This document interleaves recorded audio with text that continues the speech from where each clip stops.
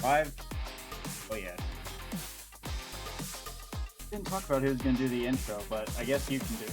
So what to say. Well, welcome to NAST, everyone. I hope you're excited and ready to see what we have going on for you out here. We're just waiting on the teams to, I believe they are still working on their picks and bans. But once they are done, we we should be ready to go. Yeah. Well, I have to drink because I joined the call expecting the stream test thinking it was at 9. So that's epic. But yeah, it's gonna be Dubu Party versus the Fool's Wands for our first match. So it's gonna be heater, but that's because all these matches are probably gonna be heaters. Let's go. But yeah. Brain must think. So the wands went to the restroom, so we might need a minute here. But I can read you the picks and bans. Oh yeah. In chat saying I commentated 3 days in a row. Is actually 4 days in a row. I did OSAS, Prize Fighters, NASL, NASA, now this. I'm running the gauntlet this. So yeah. I might be a little bit dead today. I apologize for that because I ran the casting gauntlet and I literally spent all day making that video.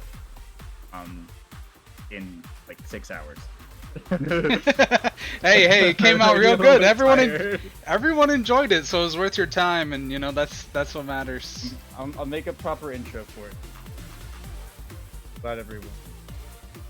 So it looks like we got a Luna ban, a Now ban, and then we have them playing on Tycho, and it looks like we'll be seeing their picks shortly once they get back from the restroom. Wait, who banned Luna? That would be the Dubu Party banned Luna. They're on blue team? Yep. And then Fools banned Now, and they are on red team. Makes sense. Potato player is Luna player, so ban out the Link goalie. Get a fair bit of a getting rid of that comfort pick, you know. Also a Deadeye hotshot start as well, so it just makes sense to ban Luna regardless. Gonna be a lot of damage, and are on Tycho. But to see as the picks come in, I guess, what we can really like expect here. But I mean, it's just gonna be probably a core speed angle, more than likely. Team players gonna be obviously very valuable. I would not be surprised if we see someone pick Kazan. I want to say Color Craze has a Kazan, but I actually don't know that for sure. But Hotshot Kazan on start on Tycho Temple.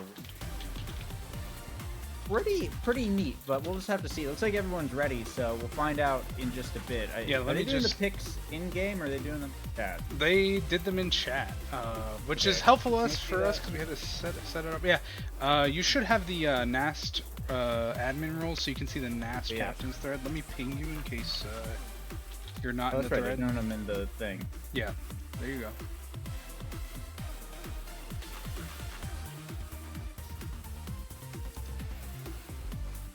Yeah, we should be getting started here. Yeah, it seems like they're ready, so I will let them know that we're ready.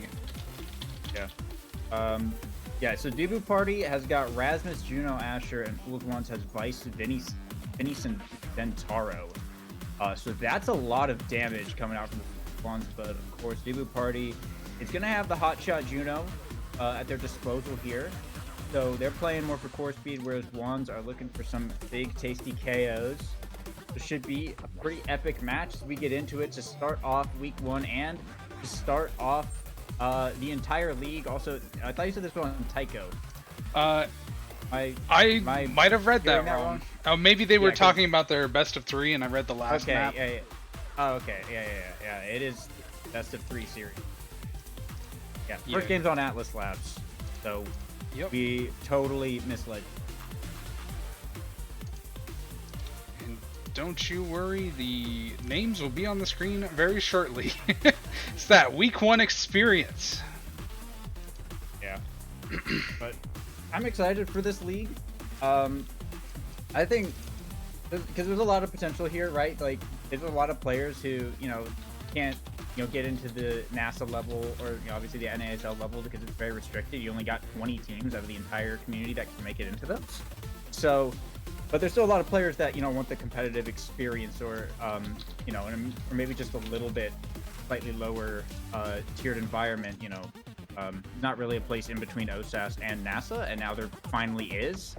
So I'm very excited to see what's happened because I imagine this environment that's been set up now, just with everyone involved, is going to make for some really hype games just to watch, right? Because to me, the NASA and the higher end OSAS games are the most entertaining ones to watch, and this is that perfect blend right in between where taking off kind of the newbie buff of OSAS, but you're not necessarily tied to any, you know, particular way of play like you are in NASL. So I'm excited for this, and already starting us off with a KO from each side in literally just game 1 right now. And I just realized that because I am so genius that I did not hit the transition button. However, watching the game. we now have everything on screen for your viewing pleasure. You're killing me right now. However, we weren't watching the game. However, we did not miss the first point of this blazing action that we have here in Nasty. Yeah, blazing action indeed. The first point, as luckily they've been courteous enough to just keep killing each other and let the round go on for a pretty long time, despite being an all hotshot start on the side of Duke Party. Now Coreflip's coming out from Swag Havers. They're waiting for Bertram to come back alive. Both sides of the goal box are open. Swag Haver maybe looking for an angle here. Doxy with the slime. Color Craze able to intercept that one though, but a lot of back and forth through this midfield right now, just dealing with the super speed. Color Craze looking for the offense here, but Bertram still holding it down quite well in these corners. Asher is good at, so it's really up to Color Craze and Spooked Alter to find a way to get it around. And the Corflip from Spooked Alter, or from Color Craze in the top side, gets a little bit Kaz there, unfortunately. Is going to see it held off, but Potato Player with the snipe is going to find the angle. And it will be the Fool's Wands bring the first official streamed point of NAST. I know there's at least a couple other games that have been played at the same time or started before this, so I don't know if we have a way of tracking that, but there we go. It's Fool's Wands first on the board. It is excellent to see the first point on a Nasty stream, actually, you know, and that is going to be accurate, going by Fool's Wands, which is really cool to see them take the first point of this whole, you know, it's basically the inauguration match. This is an OSAS, you know, we expect these players to play a little bit higher level than what you would see in OSAS, and at least significantly higher level. Oh, significantly, yes. I mean, there's a lot of like genuinely like really good players in here that just for one reason or another their team wasn't able to make it into NASA. Absolutely, we have veterans such as Ballin' Ballers here, you know, from OSAS fame. Ooh, and you see what a great score by Swag Haver of Dubu Party fame. Tying it up now. Going to this point 2. So, oh, that's a nice little kickoff there. Swag Haver just immediately popping the black hole. Color Craze did respond with a really nice supernova though to keep the barrier from going down, but it is Dubu Party who are going to manage to get it around. We're at the top barrier here regardless, but Corflip's up for the side of Fool's Wands right now. Spooked Alter burning his.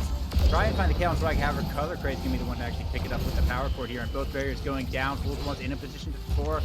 I'm going to hold down that one. Going to be another option here. Another shot here for Wands. Swag Haver back online here, but the secondary coming out from Potato Player. They got to be on the defense. Spooked Alter dribbling in the top side. Getting it out of there, but they got one more barrier to get through here. Swag Haver trying to bring it down to the bottom. Corflip from Potato Player gets it over to Spooked Alter. A hook from Swag Haver is going to intercept that though. Play that play there a bit. Now put in the bottom side. Swag Haver beats the strike shot. Pendulum swings the barrier. Walks up with the whiplash. is able to find it, and that is Dubu Party bringing it to set point now. Yeah, it's going to be a lot of pressure from this team. They got a lot. I feel like they have a lot more core control here on Dubu Party. You know, with the kill comp like you see on Fool's Wands, you really got to, you know, start taking people off the board more often. You got to turn those power plays into double power plays if you really want to assert your dominance upon this match. Otherwise, you know, Dubu Party will be scoring on you if they're alive, and that's just really not helpful for the game plan here. It might just require maybe another set worth of Awakenings to get that online, but we'll see if they can double down on their strategy here.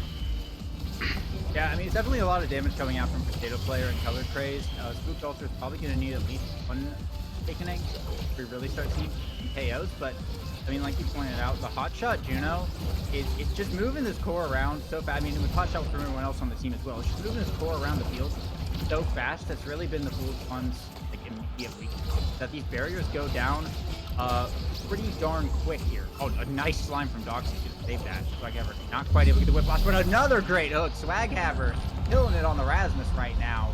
Is going to take the first set here for Dubu Party and bring us in to the first draft in question. Swaghammer getting MVP here. Pick of the litter. Couple nice things. We do see Styes show up here as well. More than likely going to be the pick on the Rasmus to get that big guy rolling out.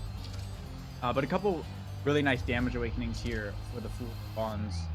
Yeah, 1-2 punch going over. 2 Potato Player is going to damage coming out. Spec training has to be denied there. Bertram taking it away, but extra special will still fall to Color Craze. Siege Machine going over to Doxy for a little bit more range, a little bit more hitting power, and Ad Rush picked up here by Spooked Altar.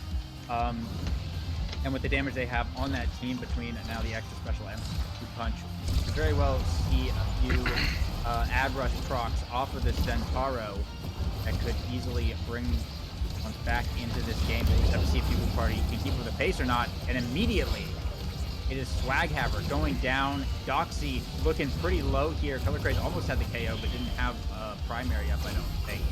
But Doxy kept out of this play for so long. He is able to hold, though. They will bring down both barriers on Pond. Swaghammer's return an immediate hook. Nice defense from team player, and there goes Doxy. Now Spooked Altar trying to dribble. Holding in the corner, gets one strike shot here, but still needs to get it away from these forward. Supernova coming out. Nice evade, though, but Swaghammer not have any energy to same should arise. You know, it's something. Strike shot there. Bertram gets it right to Swaghammer with the hook. Perfect setup there from Party. You know, it's something I noticed. Rasmus took the explosive impact, likely so Vice or Zentaro couldn't have the awakening, which is very, you know, straightforward thought process, or maybe not too straightforward, but. Sometimes I just was thinking, oh, maybe it was Zentaro being in last, but no, actually, Vice and Zentaro get a lot of utilization out of that awakening, and I can see why Rasmus would want to deny that. Oh, and then the score by Spooked Altar, getting in there, showing them that, you know, Dubu Party isn't the only one that can control the core in this match. Yeah, absolutely. Wands tying it up now. They got 3 Corpos up here to set as well, and I think their damage has really kind of come online much and last set, so they got kind of more position available. Another big supernova there is just chunky Swaghammer. Culture just going back to look for that KO. Meanwhile, Color Craze is looking for the barriers here. Defense from Dubu Party holding it down in that corner though, and actually get it back up to Swaghammer. He's gonna find the barrier here, but will pay with their life. Spooked Altar burning the flip to find the KO there. And Bertram goes down. Color Craze with the double KO off the Thunderstruck. It is just Doxy in the 1v3. I have to hold on for as long as possible. Swaghammer's back online. The barrier remains. Doxy holds it down with the Judo secondary. But another Supernova comes out. A favorable angle, though, for Dubu Party. The hook set up by Swaghammer. Potato Player launched it right into it, and the grand finale's not enough to stop it. Dubu Party bring it to set point once again. Yeah, that was an incredible reverse on that power play situation. I was about to say, you know, that really looks like what Fool's One wanted to do this whole time was get, you know, 2 players off the board so they could just, you know, be oppressive and score immediately. But that's not what happened at all. They did not care about being dead. Doxy locked it down and basically made it an absolute nightmare for them to accomplish anything as long as Doxy was alive. And then as soon as they respawn, they score the goal. It's incredible. As we can see, and yeah, the pressure now coming from the parties. Point. Fools Wands gonna have to do something about that core control situation because Doxy was holding it down so well there, but I feel like they should have had that barrier one way or another, and maybe just a bit more team communication on a place that is necessary. Otherwise, this series can easily slip out of their hands because Dubu Party seems to be very well coordinated at the moment. Being said, it is a heavy impact deny here from Bertram, but that means that stacks on stacks and quick strikes, arguably the two most contested awakenings in the video game, fall right over to Color Craze and Spooked Altar. Is very scary. Unstoppable has to go to Doxy to deny Potato Player from taking it and becoming immune to Swag Haver's pendulum swings there. So mostly denies really coming out from Dubu Party, but in some very nice awakening team player as well on Potato Player. Really good draft for the Fool's Wands right now. And Dubu Party are just kind of looking to continue to play as good as they've been playing to seal this one out. Both the positional tools now from the Fool's Wands. We may see them have an opportunity here to take a set back. You know, something I noticed is Dubu Party really doesn't want them having any impact awakenings at all. So much so that Asher, goalie no less, is the one that denied the heavy impacts. And it was the second time in a row where Zentaro and Vice were just behind him. Ooh, and that's not what you want to see if you're Dubu Party. That is a takedown and a goal all in one action, and that is what you know, what Fool's Wands really wants to accomplish in this game. Take them off the board, make them have no energy, no players, and no defenders to protect their goal. Spooked Altar building up a fair bit of stacks in that round as well. If you press tab, Malachi, you can show the people the awakenings. You just do that after every draft. Yes, with the fine Sarah Scuff streaming we do here at Seraphim Omega Strikers. Also the overlay is the red overlay is blocking the scoreboard. All right, good to know. I will be on that very shortly. Yeah, but it is a power play now for Dubu Party. Spooked Altar getting taken out, which is pretty big because it means he loses all of the stacks that he accumulated. So the Zentaro is moving regular speed now, no more speed buff going on. Is back online at the moment, has turned into the diagonal barrier setup, and with how they've been playing, it may be a while before someone is able to secure a barrier here. The defense holding on very well. Bertram, what a strike. Potato Player, what a strike. And now a core flip here to clear it out as we go into overtime, though, but that's exactly where Doxy wants to be. Look how fast that slime just shoots it straight at Potato Player, but they are able to make the save. Bertram does have a core flip if things go south, which a big push there from the Fool's Wands, but hold on quite well. Continue battle over midfield. Also goes for it with the dash, but ends up just a little bit short-handed, not having a dash awakening. Unfortunately, kind of hurting really a lot right there, especially like right now with just how fast the core is moving. It's going to outpace Zentaro a lot when you're kind of head-on dashes. It's just the hitbox isn't going to line up, and Bertram's going to be able to clear it right out of there. So starting to really feel like an Oni Village game at this point. Yeah, it really does when the core goes left and then right and then right and then left. And the teams start to struggle on where's it going and can we put it in? How do we get to the core? You know, all those aspects when the core is moving this fast, you know, with Juno Hotshot. Ooh, and a very excellent pass to Swaghaver from Doxy will finalize that point of this round. I think we're gonna see some continual core control from Dubu Party here, as they're just so oppressive. They just want to get these barriers as fast as possible, and will spend every resource in order to do so. And it's just making it very hard for Fool's Wands to do the same in order to get kills and then score a goal. Not to say Zentaro can't control the core or anything like that, because that's absolutely false, but it's just, I don't know, I think their game strategy was to ensure that Dubu Party didn't get to play the game, and Dubu Party has been playing a lot of Omega Strikers this game. Yeah, I think people are mentioning the now ban, right? From Fool's Wands. And while yeah, now's a really strong character. I don't know if Doxy like plays them or not. I think most midfielders at this point have at least a now on hand. Um, and it is a hotshot start, which is really good on now. But the problem is like hotshot is really really good on Juno. So I think in the Fool's Wands case for that draft, I think it would have been a lot better if they had just banned out. Maybe they just banned out the now because they knew they wanted to run damage. And just didn't want to see the killing. But this hotshot is really coming to bite them right now, as with that play right there, Swaghaver is able to take the game away, and game one is going to go to Dubu Party right now, and it's just looking really good in a 3-0 to start us off. Yeah, that was really crazy by Dubu Party.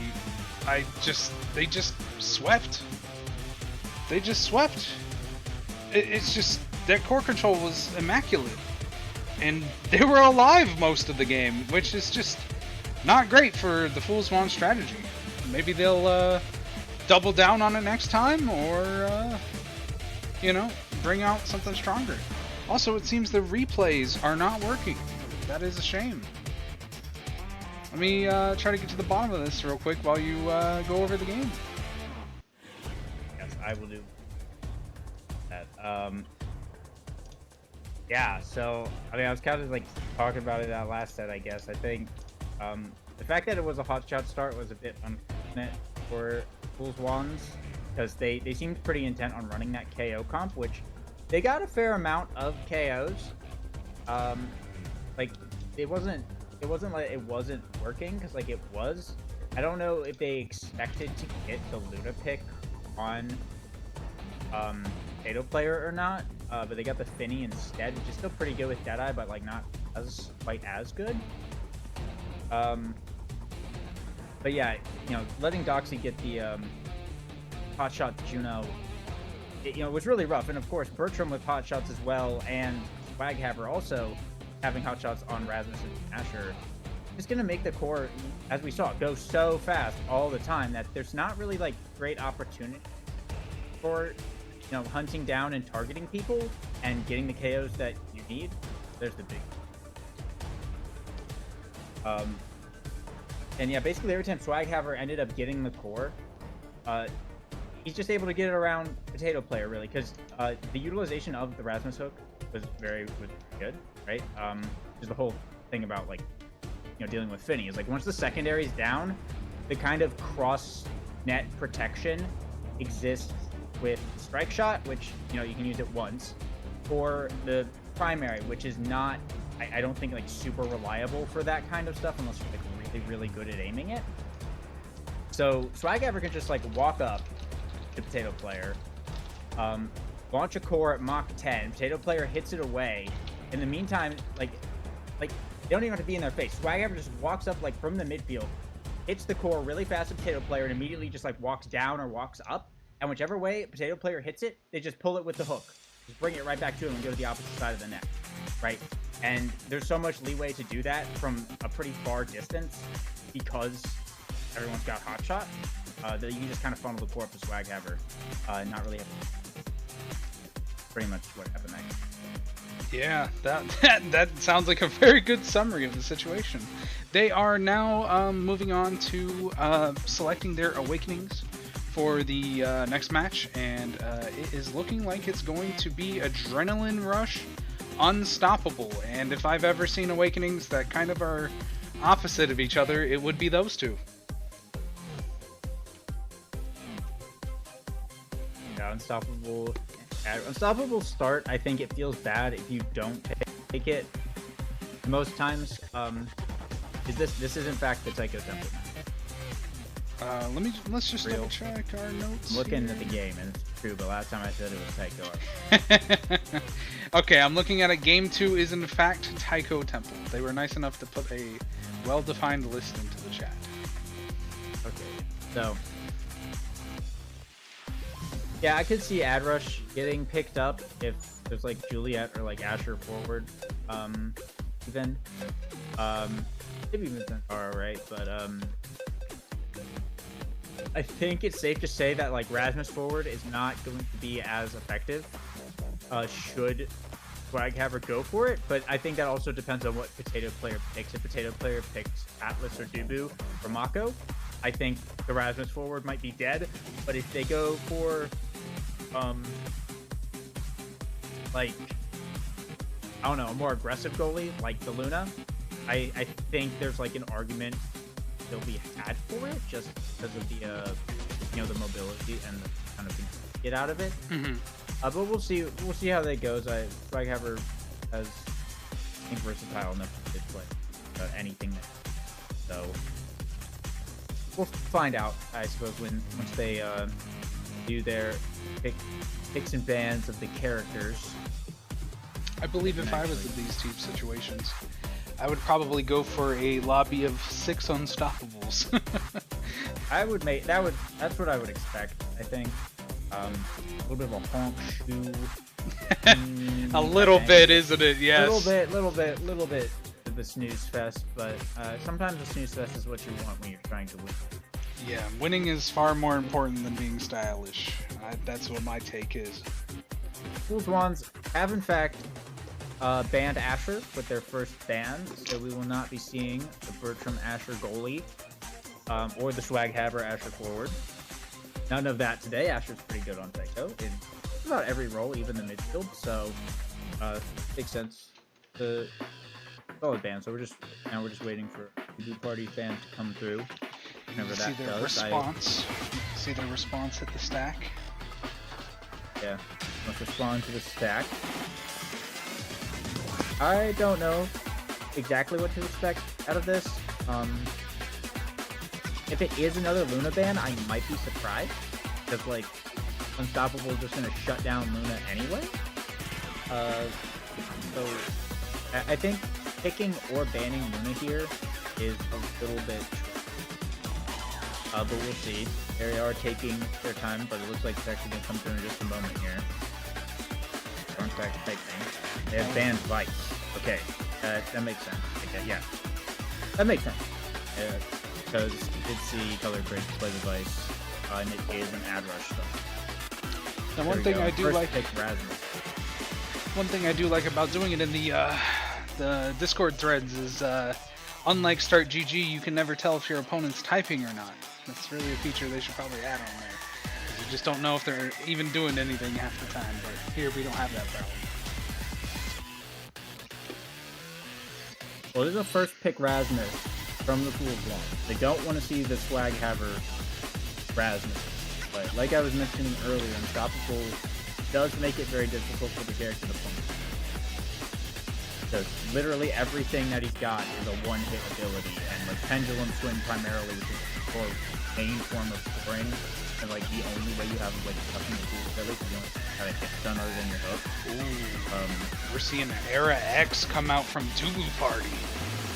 Oh yeah, they are utilizing the secret red team meta that we saw in NASL, where I mean, they didn't intentionally pick red team here. They obviously guys got switched, but like you get red team and you get the double forward pick, Era X.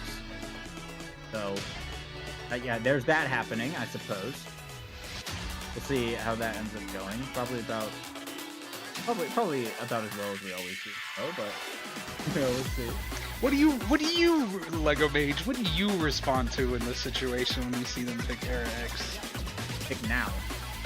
Now counters Era. That sounds smart. That sounds intelligent. But they actually pick Estelle Kazan.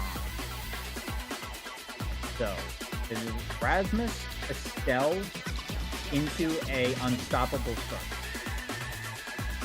I don't know if I agree with that, but we will see how it goes. I think this is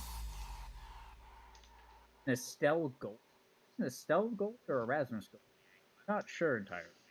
But either way, and there's the Mako coming through. So that's Era Mako X from the side of Dubu Party, and Rasmus Estelle Kazan for the side of the Fools Wand. They do not want to win. They do not want to lose. It is the meta versus the off meta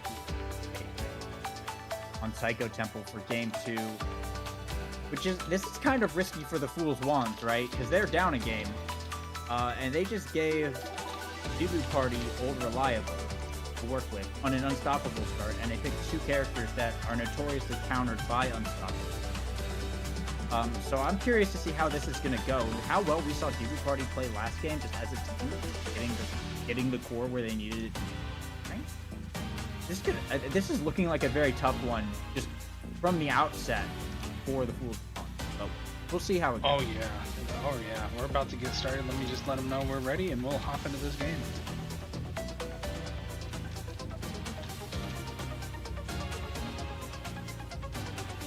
So the music is loud. Turn down the music. All right, we will turn down the music. Yeah, I turned it on and quite loud. You know, it's funny because I named this track Music Quiet, and it's a liar. It was louder than the replay music, so that could be, in fact, the situation. Anyways, we're loading into the game, and let us go ahead and swap us into the game. Onto Taiko Temple.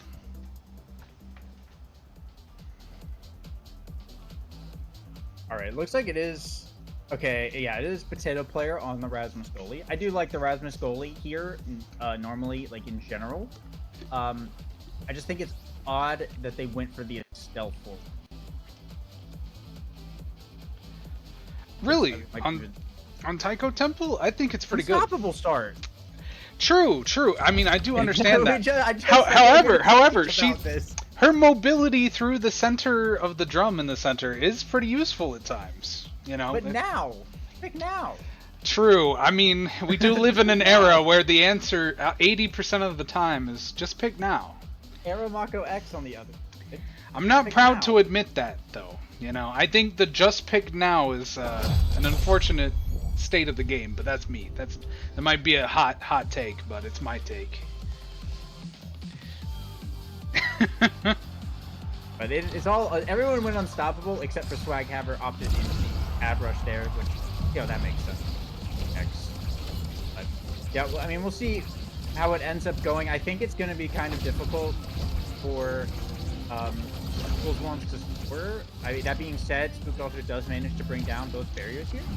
And Kazan can kind of deal with Unstoppable much better than Estelle, so it's really going to be on Spooked Altar. You find the color trade to try and find the support.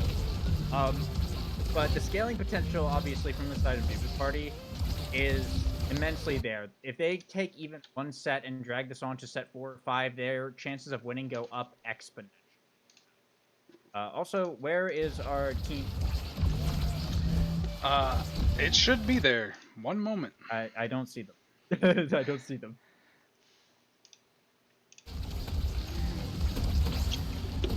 Big X Maximus from Swaghammer brings down both the barriers here and potentially looking to get a score. Bertram has to find a way to clear it out of here. There's the piercing shot getting blocked by the Unstoppable though. Belcher now with the core. Overtime speed though is going to see Bertram cleared out of there. Core from Color Grace, pass down Spooked Altar. Bertram able to fend it off with the Mako secondary. Got a build there. Now clearing it out, trying to get it to Doxy. Spikehammer setting up the Bellringer. Moves a little bit too fast though. Able to find the angle here.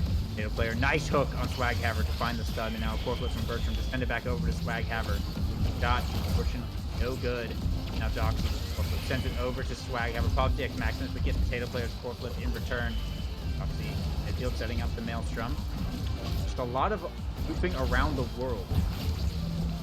Swaghammer goes for the shot off the middle. Not quite gonna find it. Shot to the top. Whiplash block by Potato Player. Hits the hook, and Doxy is right there with the core flip to find the shot and nail it in. It is Dubu Party who take point 1. The team name overlays are on the wrong sides. Yes. One uno momento. And I'll repair that for everybody. I must not have realized that now that we are streaming best of threes more frequently, we will have to be changing the names from left to right and the icons from left to right, given that teams will be changing hands on who's blue and who's red due to the snake draft system that has been implemented for the first time in North American Strikers Leagues. Well, that was a lot of yapping for saying that Swap the side. Swapping. You have not swapped the sides It yet. does, in fact, take a little bit more time than I would wish to do, but it is necessary.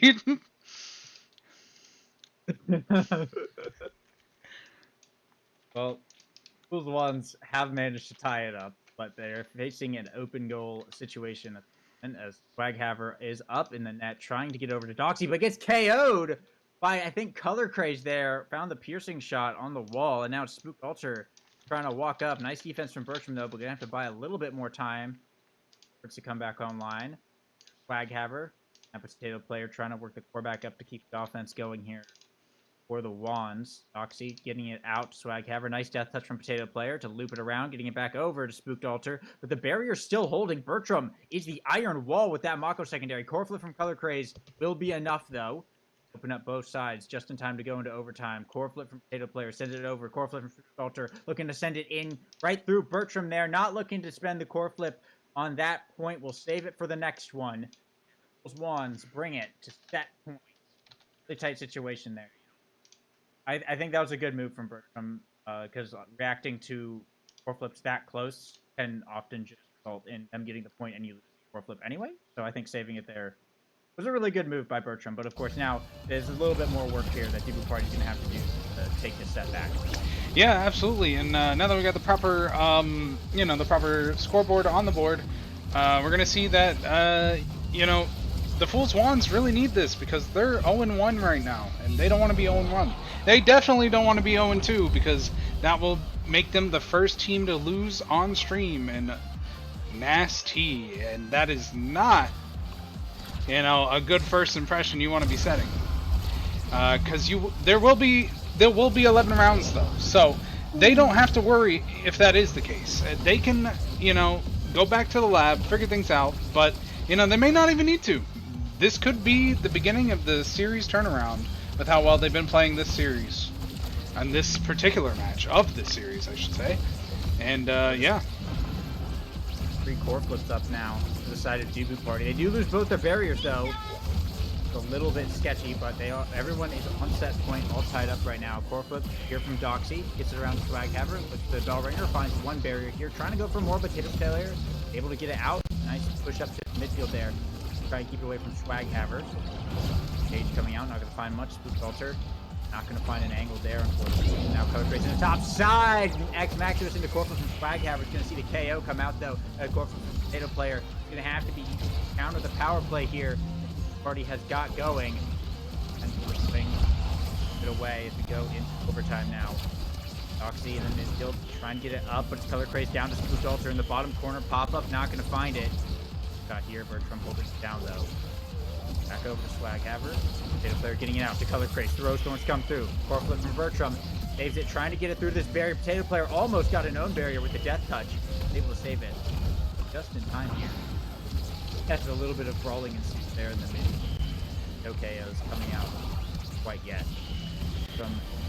You have to be on the defense though. Trying to get back over to Swaghaver though, but so far both these teams keeping it pretty well. Nice place Maelstrom though from Doxy. Cuts off all of Potato Player's clears, and that is finally an open goal on the side of the Fool's Wands. And Color Craze with a shot to the center.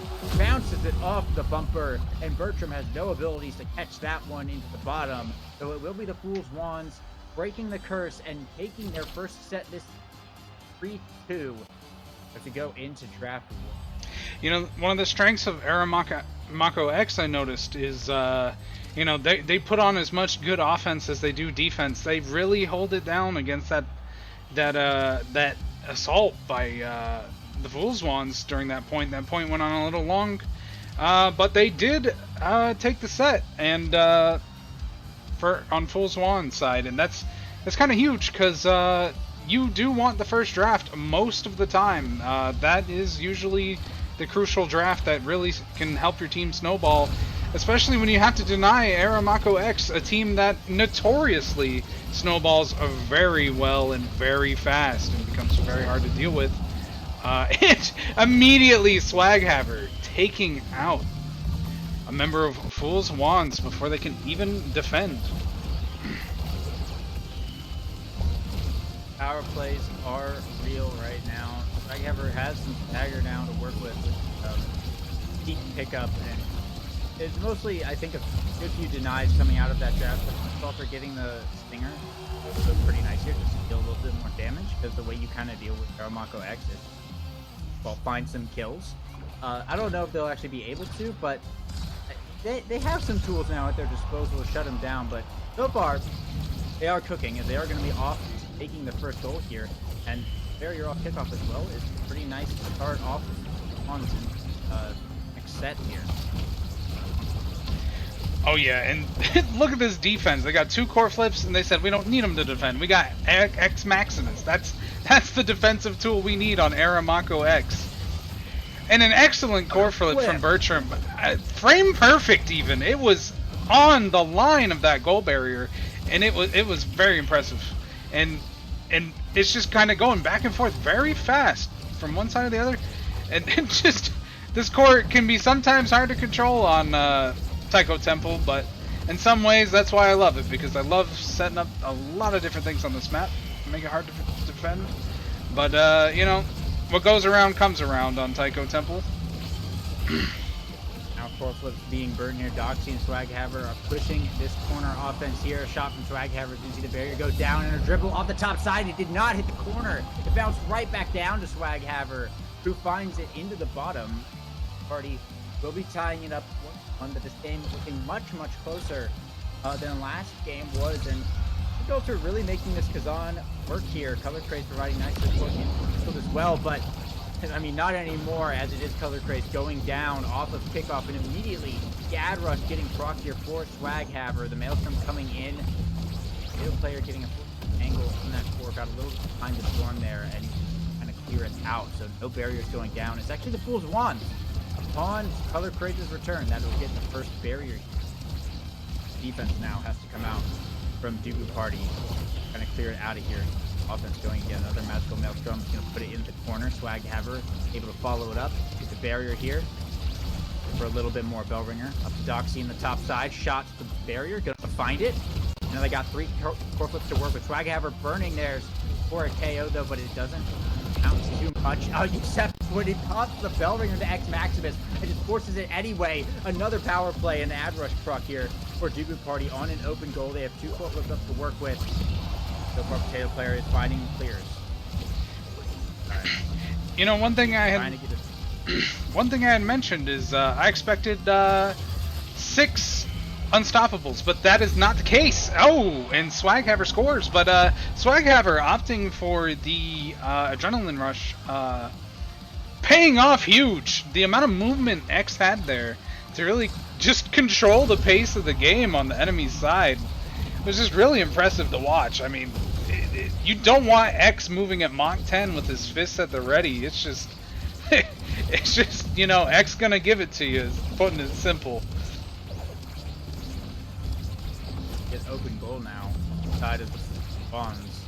There's 2 barriers still up for Dubu Party. Those ones do have a bit of an offense going here, but Bertram is holding it down quite well. Nice crook leverage from Gibraltar. Gonna see them gain 1 though. Color Craze able to win a strike forward here as well in that little sequence. Both sides of the goal now. Getting it down to the bottom. Gibraltar has a core flip, burning it here. Shot to the bottom, gets it past Bertram. Can be able to tie it up now on set point for both teams. And it close. If they can just make this game a sweep and not allow the Aramako X to scale, which luckily it hasn't too much yet. But if Swaghaver gets like bulk up, that's gonna be really scary. If Doxy gets like a chrono or something, or some kind of sleep awakening, could be bad for the Fool. Oh, how this goes, so they have a chance here to potentially win this set in the draft.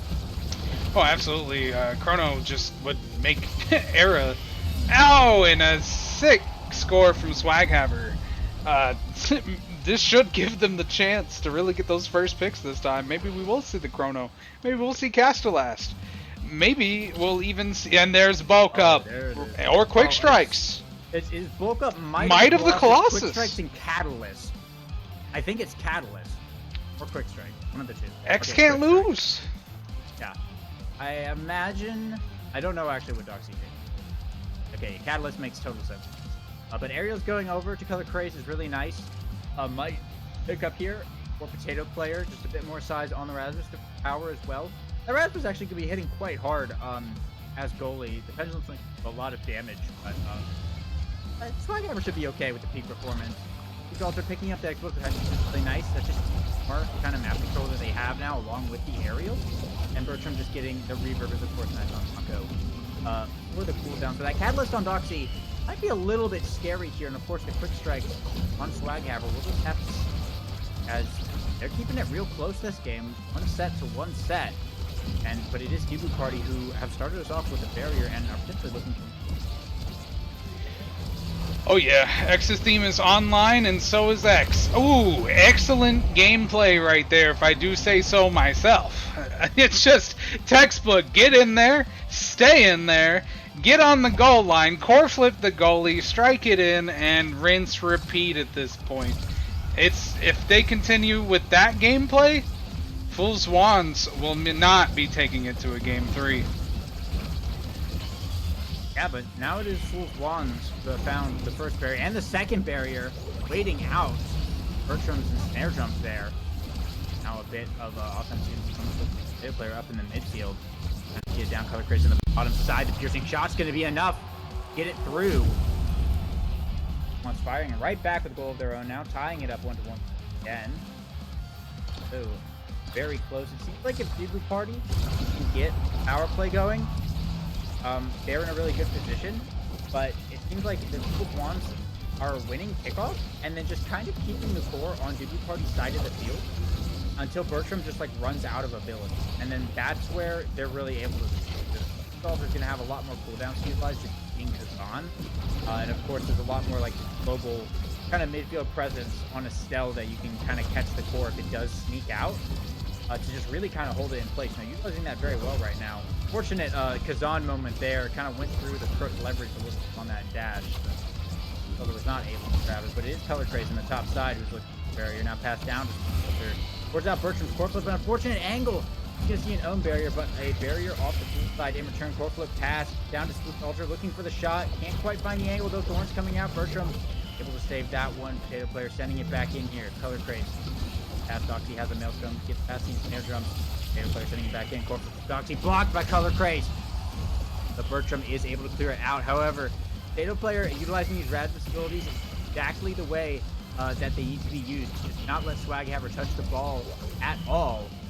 Able to hold it down or away from the Secret and over towards Lugalder, who is going to find a crook leverage. Absolutely beautiful. Going at mock speed there. Shot to the top. Is his Wands. Bring it to a set point, and it's looking good for them. Oh yeah, it's looking excellent for Fool's Wand this game. They said we have a core control comp of our own, and we're gonna bust it out and really show you guys that maybe we're the better core control team. Maybe Mako X is just too cringe, and and we just wanna show that it's not, we're not just kill compers. We can play the control game on a map like Taiko Temple that can be utilized as a kill map or as a core control map, and that is honestly one of the reasons I love this map, because you can pretty much play it however you want. Now, we've seen excellent offense from both teams, but Gibu Party is struggling to hold it down, it seems, the last couple sets, even with the Mako. Oh, and there's an excellent score by Kazan. I think a big part of that is not that they're struggling to hold it down, because I think Bertram's holding really well against a lot of big pushes. The thing is, like, they can't keep the core on the Fool's Wand side of the field anymore, because Potato player is doing what Rasmus goalie does, which is make the enemy forward look like they don't know how to play the game. You literally just hit the core before they can touch it every single time and just loop it around the world back to them. Rasmus wants a boring game every single time where he does nothing and the forward does nothing. And that's exactly what Potato player is doing, and it's working really well. Every time he gets over to Swaghammer, Potato player just slings it back around the world. Really, really great. But we're seeing some nice pickups come out here, especially from the Fool's Rapid Fire on Color Craze and Stacks on Sculpture, who's already got a lot of fair bit of mobility. So this is even more control coming out from them. Doxy does get Twin Drive, and extra special on Bertram is going to be nice for holding out some tight pushes, but it's not going to solve their problem of the Fool's Wands literally just keeping it on the offense almost like all the time.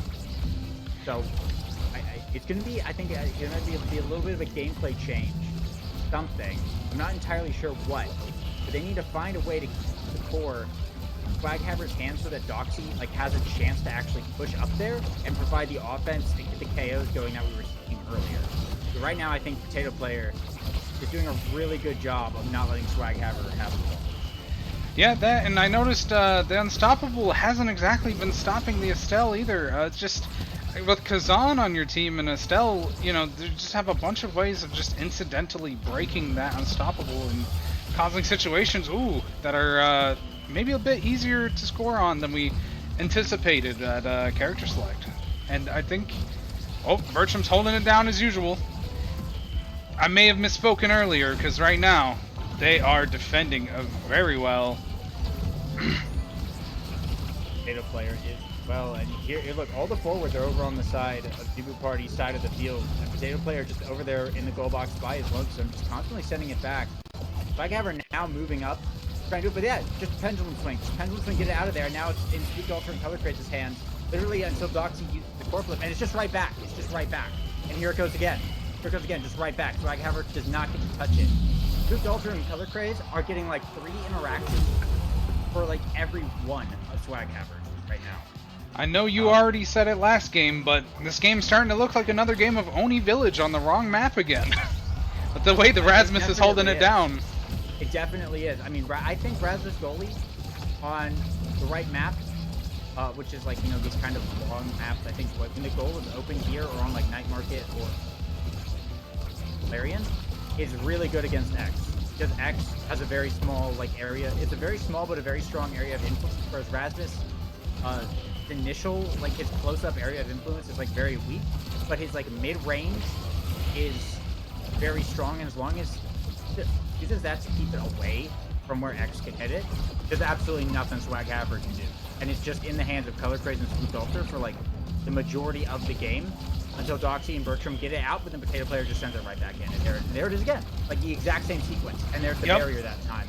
There's just not enough opportunity for Swaghammer to be able to cook the Potato Player. Just has cooldowns back up every time. Between the heavy impacts and the hot shot, like, just always is going to have pendulum and always going to have whiplash for pretty much every case scenario whenever Swaghammer has it. So it's really going to rely on some fringe angle or core flip for an excellent kill! Take out Potato Player.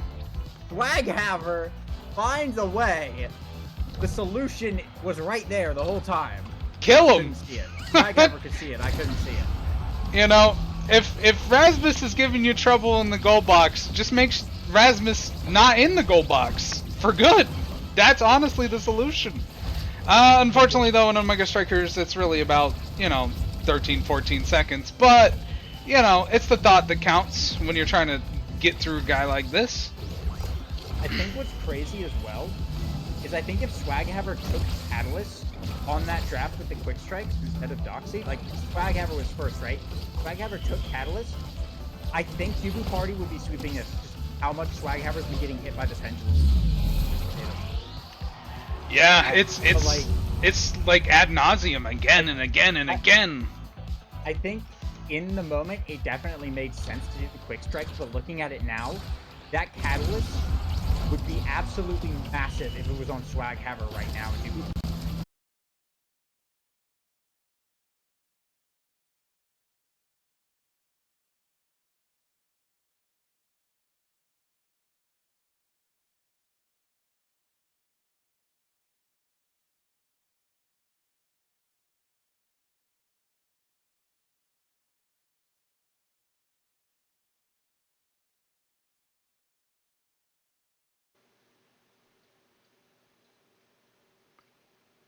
Back yet? Hello, folks. Hopefully we are back. We are back. And OBS is haven't scored yet. They were nice enough to not score. Very cool, teams. Very cool. But it could be looking really close to them scoring, though. Swaghammer, nice core flip, finds the barrier, though. But now in the double open goal situation, Death touch from Potato Player gets it away from Swaghammer once again. Strike shot from Bertram sends it back in. Color Crate's just going to get it right back down over Doxy, trying to get it over to Swaghammer. Set up this offense here, but can't get close enough to find a real good stuffing angle. Core from Color Crate bounces off. Spooked over in the bottom side. He's going to find the top spin and get it through Bertram. As that is the Fool's Wands, bringing it back in game 2, 3-1, and we are going to a game 3. Yeah, they were not interested in getting 2-0'd, and I wouldn't be either. You know, if I'm in their position. Ads again, by the way. Ah! We got ads again.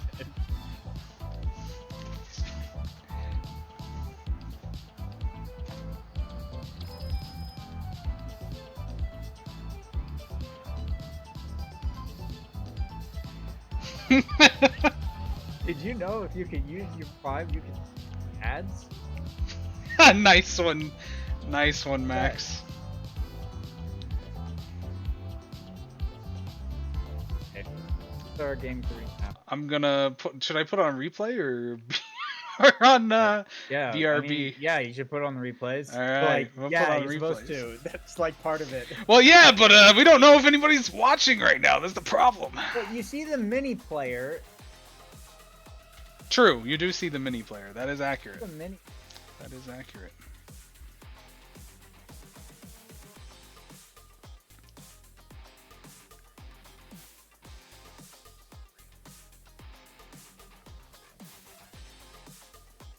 What's our game 3 is Clarion Test Chamber. Very cool. I like that.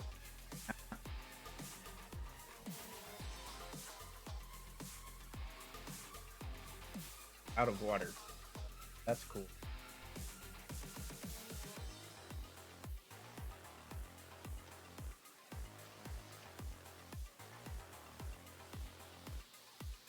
Okay, game 3 is going to be going to Clarion Test Chamber. Looks like they're generating the Awakens now.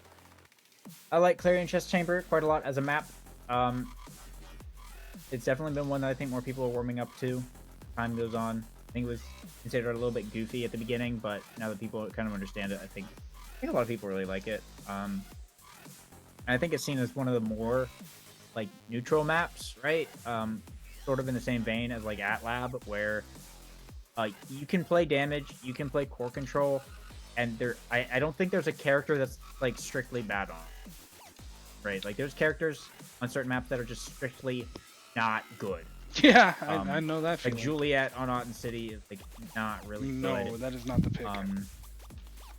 Stuff like that, but you can play really anything on Clarion, and it'll just work fine. It's got options for damage, it's got options for core control, yada yada. A little bit, maybe a little bit more damage focus just because of some of the things, but it's not like App or Demon Days where you kill to win, basically. Yeah, I think it was IGN who said it best. You know, it's got a little bit of something for everyone.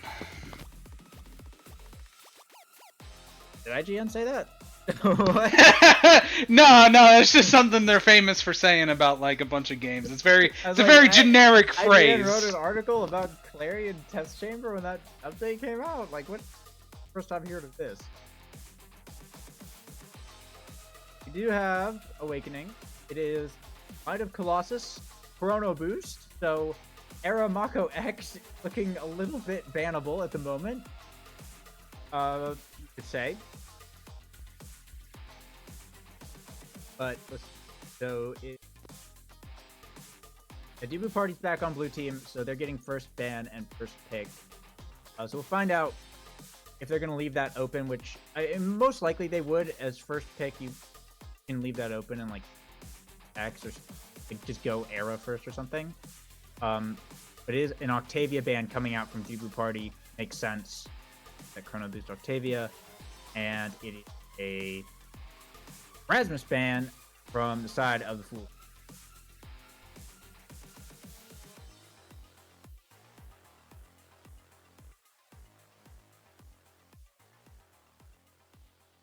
So yeah, Rasmus and Octavia have been banned on the Chrono Boost Might of the Colossus. You don't want to see the opinion on that. You don't want to see the loop on that that large that large Rasmus, you know, causing loops again. Yeah. Rasmus is really good on this map as goalie. I think it's the best Rasmus goalie. Looks like it might be a minute though, as on ERB. That is quite all right. That gives me the chance to quickly set up these you know, the UI, you know, keeping it short. Yeah, this is why we usually have 2 casters in a person. Usually. If anyone wants to cast NAST next week, please let us know. Please let us know.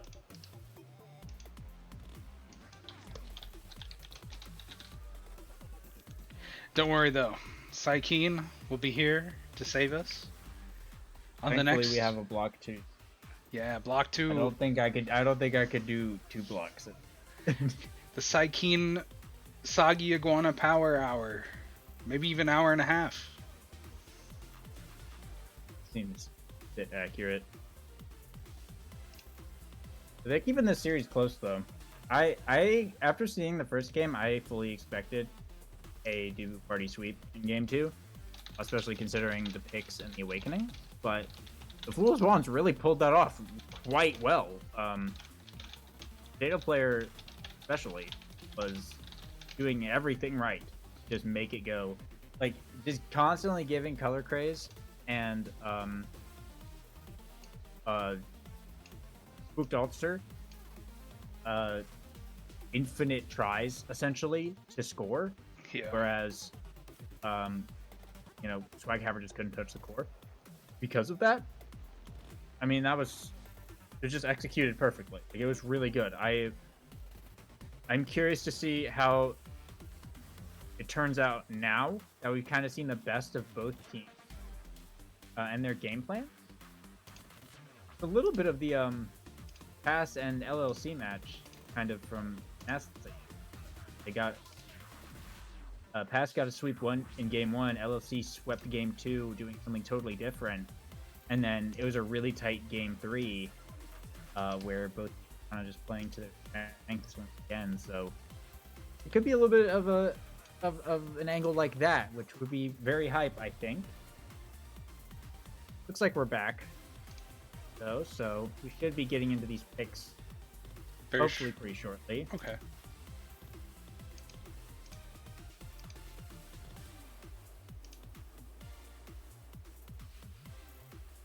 What do you think is good? Me? I'm kind of feeling the Yeah, Dubu you're Party casting. angle. I'm feeling it's a Dubu Party. Though, you know, Party. though, you know, at the same time, it's Clarion Test Chamber. Anything goes on Clarion Test Chamber. It's a brawler map, it's a core control map. It's both at the same time. You know, it's one of those kind of angles. And but you know, both teams have proven they're a core control team. We haven't seen a kill comp out of Dubu Party. Something tells me that's not their angle. No, I don't think they need to either. I'm just saying, They're good. you know, I don't think they'll go that route. I think they're chilling. Well, we kind of saw it last time. We saw the kitten funnel comp, right?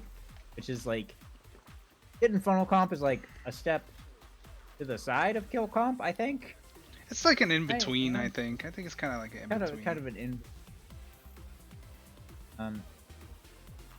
No, it didn't go as well. Right.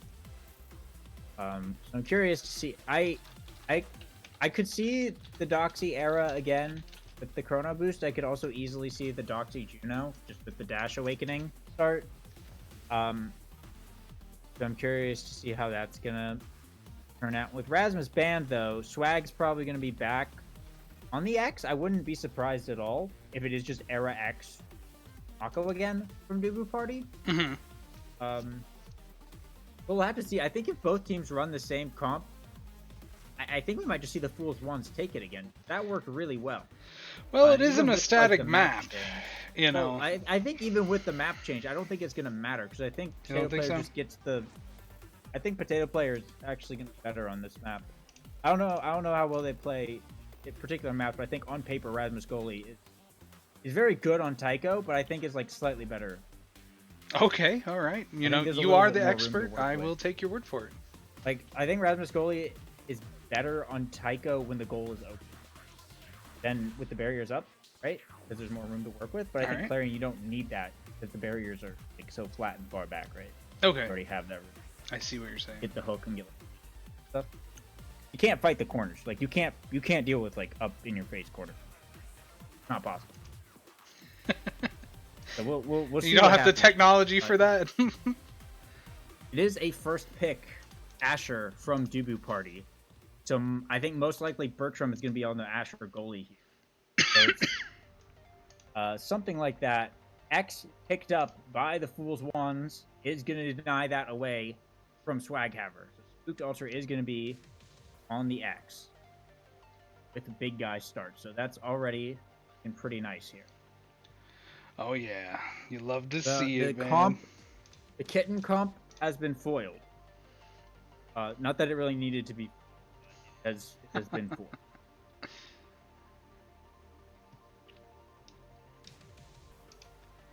It's one of those things. You show your hand too early, and your opponent will capitalize. You don't want to do that. You want to save. I think that's the comp you want to save for last. You know, to ensure your victory. But I don't think we have that angle this time around. We have some picks coming in just a moment. Like they are perhaps deciding. Bit of yapping. Okay, now Dubu. Come through for Dubu Party. So we see the roster. So it's probably an Asher forward. Asher, now Dubu.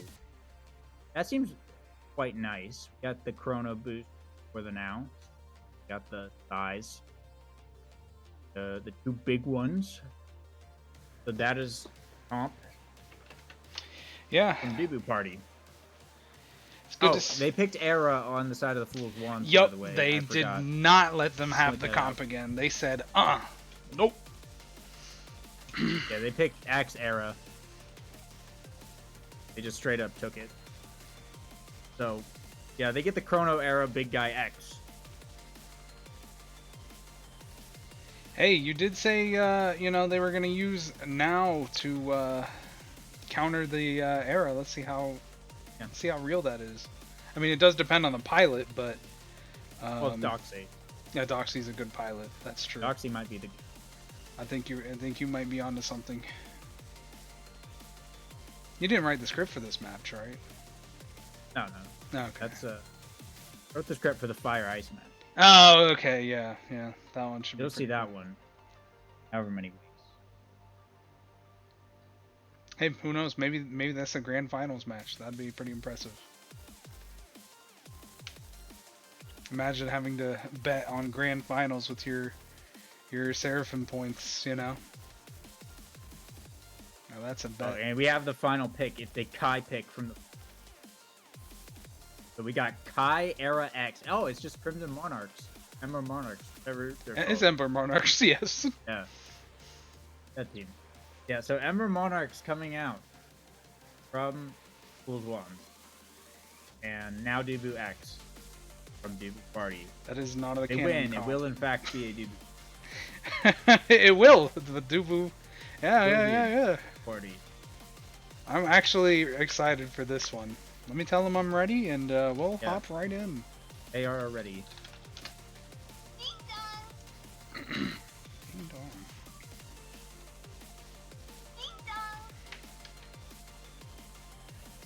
Excited to see this because I mean now Asher is kind of like the other version of Era X in a way. Like that when you don't get Era X, like when you don't get X, you pick Asher, and when you don't get Era, you pick Now, right? Mm-hmm. And Now is kind of seen kind of beating out Era in the midfield. So we'll see how this goes. But I'm pretty sure this is Kai goalie. I would be surprised if it was Era goalie here. I don't think that Yeah, would be without the double much. brawler, I don't think it would be. Yeah, I think without the double brawler, especially against now Asher, like that's gonna be really, really tough. If it was, but I'm pretty sure. It's pretty sure it's Kai. We'll find out in just a second, though. Yeah, it's gonna be interesting. Either way, Kai is, you know, obviously a ranged goalie and doesn't want Asher to ever touch the core. But with Doxy running the now in the midfield, especially with the Chrono Boost, that task might be a little bit difficult. So I think it's a lot of weight here is going to kind of fall onto Color Craze on the Era to get it through to Spooked Altar.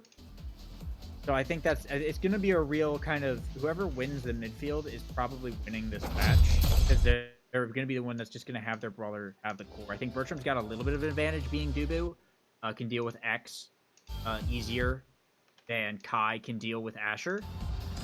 But we'll see. I think these are both two potentially very strong team comps coming out. Yeah, I mean, Ember Monarchs, I've always been impressed by, you know, playing that team comp and like in-houses and customs and comp games, and it's a good comp.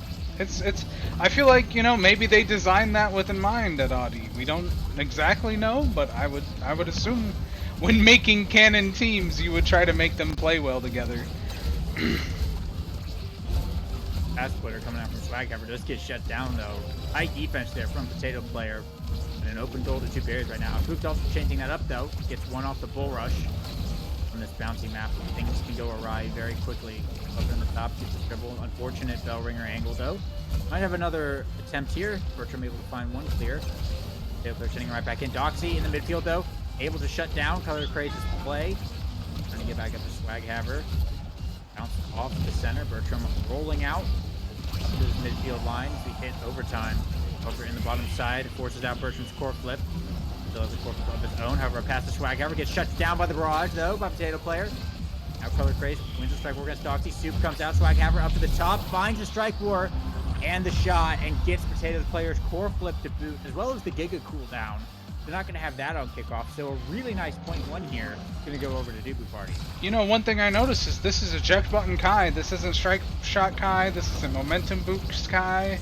This is an aggressive Kai, you know, and it's like, I know Potato Player likes to play Luna, so, you know, they probably are into the eject button aggressive gameplay, unlike what we saw with the Rasmus. Huge comeback, though, from the Fool's Wands. Alter finding the core flip into X Maximus. Up. Again now. Yeah, like you said, a little bit more aggression on that Wands comp. We'll see how much use comes out of it. I mean, it is a Chrono Boost start, so already, I mean, we see how fast Potato Player is moving, literally keeping up with the core right there.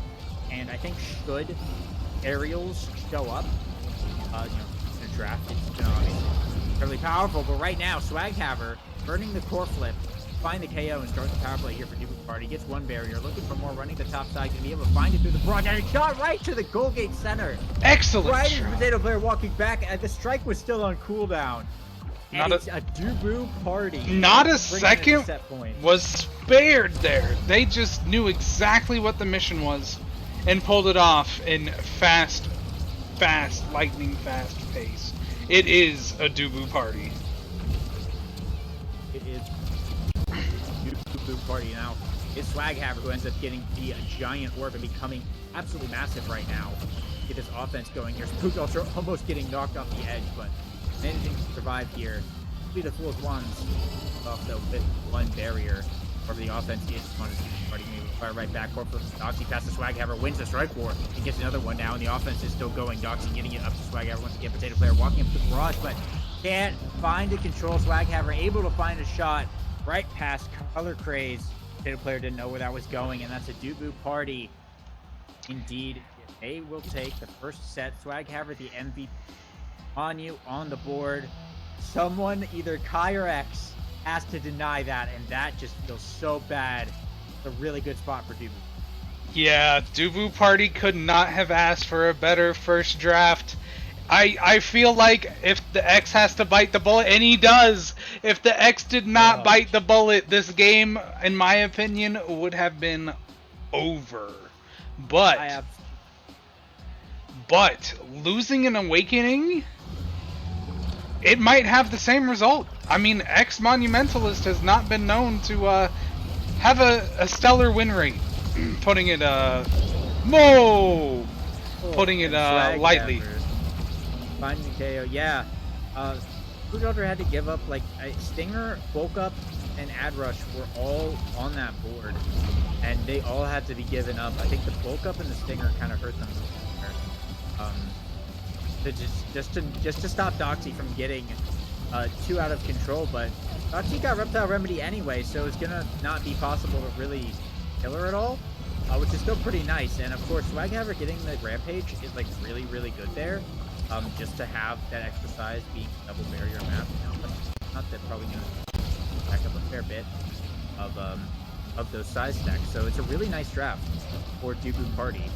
And Spooked Ultra getting absolutely brawled in the top corner right now by Swaghammer and Bertram. Swaghammer finding the barrier beam into the Atlas advance in the center, pick up the KO. The power play now begins. Doxy on the bottom side is trying to just get it past color crates here, capitalize, but nice. Did we just lose Lego Mage?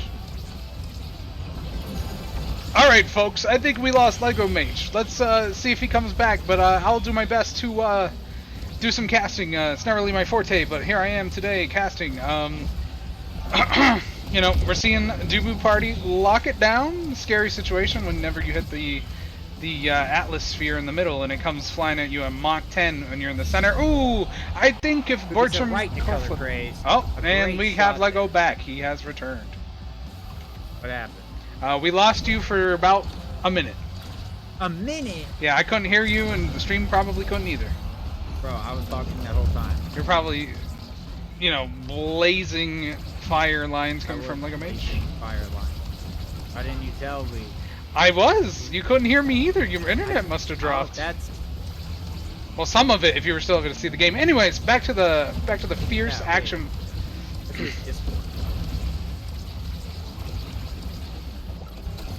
Okay, your turn now. I haven't talking at all. Yeah, sure. I was also doing it, but yeah, if you were doing it, yeah, let me just cover.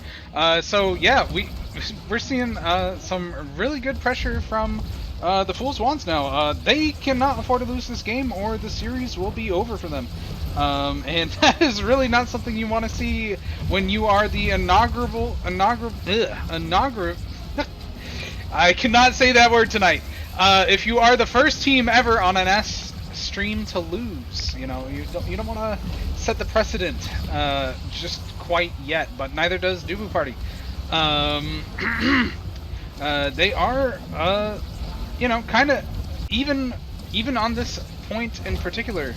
We're seeing a lot of back and forth here, but it will be Potato Player who flips and counters the enemy flip immediately. Put an end to that. And really just showing that, you know, maybe it's a Fool Party. You know, maybe it's not a Dubu Party. I think a lot of people will be upset if it's not a Dubu Party. You must give the people what they want, I think. But in an open goal, Dubu Party gonna have to do a little bit of work to make that happen. Color Craze and are on the offense right now. Foxy trying to get it out of this top side. Swaghammer coming up to the top, trying to get something, but Color Craze is able to clear it out of there. Not coming after him because of the top side. Spooked Ultra with the dribble. It doesn't quite get the shot though. Doxy is holding it down. They have another opportunity here as Color Craze looking up through the speed lane. Quite find it though.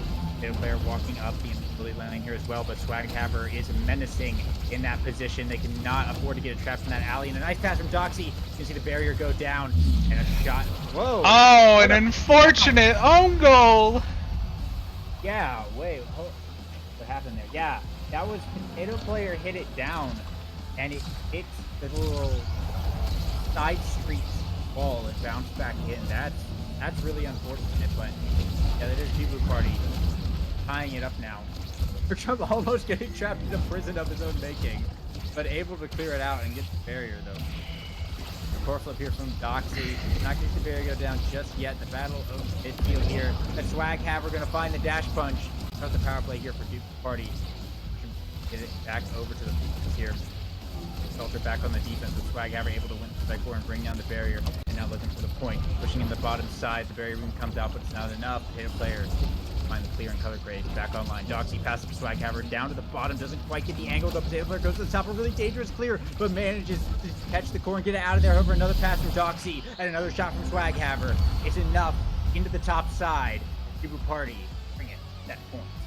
This is really big for Dubu Party. It's just when you have your foot on the gas this hard, it makes it hard on the enemy's mental. You know, they have to start just really playing on point, really playing patient. Ooh, and there comes the takedown by the Arenado there. That is what they need to see if they want to get the power plays in order to put the brakes onto the Dubu Party. Crash the party, if you will. Four flips up. One gets burnt by color craze here, but Spooked Altar gets the big orb, going absolutely big mode. Bertram able to clear it out now, but Spooked Altar finds the bull rush into X Maximus. Power play is on for the Fools. Potato player trying to walk up with the barrage. Swag Haver able to hold it down though. Might be a bit more time for Doctor to come back online. Core flip. Altar shut down by Bertram. Core flip in return. Gets it out of there. Now back to the midfield. Swag Haver trying to push up to find the dash from one barrier. Barrier being looking for more, doesn't quite get it. And now Doxy is down once again. The Maelstrom from Color Craze takes the KO. Another power play must be endured here from the Dubu Party. Potato player trying to get it through. Swag Haver holding it down, and Doxy back online. Barrier to one barrier in overtime. Swag Haver pushing up. Can't find too much on that, unfortunately. Fast splitter coming out on the bottom side. Could mean another push coming through. Core flip from Swag Haver finds it. Potato player not going to respond to that one. But it gets caught in the barrage animation. Does not have the ability to core flip there. And it's going to be Dubu Party taking it to another set here. Taking that set. Bertram the MVP. Some nice things on the board. Orb Dancer, stacks on stacks, and Catalyst all available. How this draft could go. It could be really big for the Dubu Party. Final nail in the coffin. One more, and they take the series. This is a momentous set right here. This could determine everything right here, right now.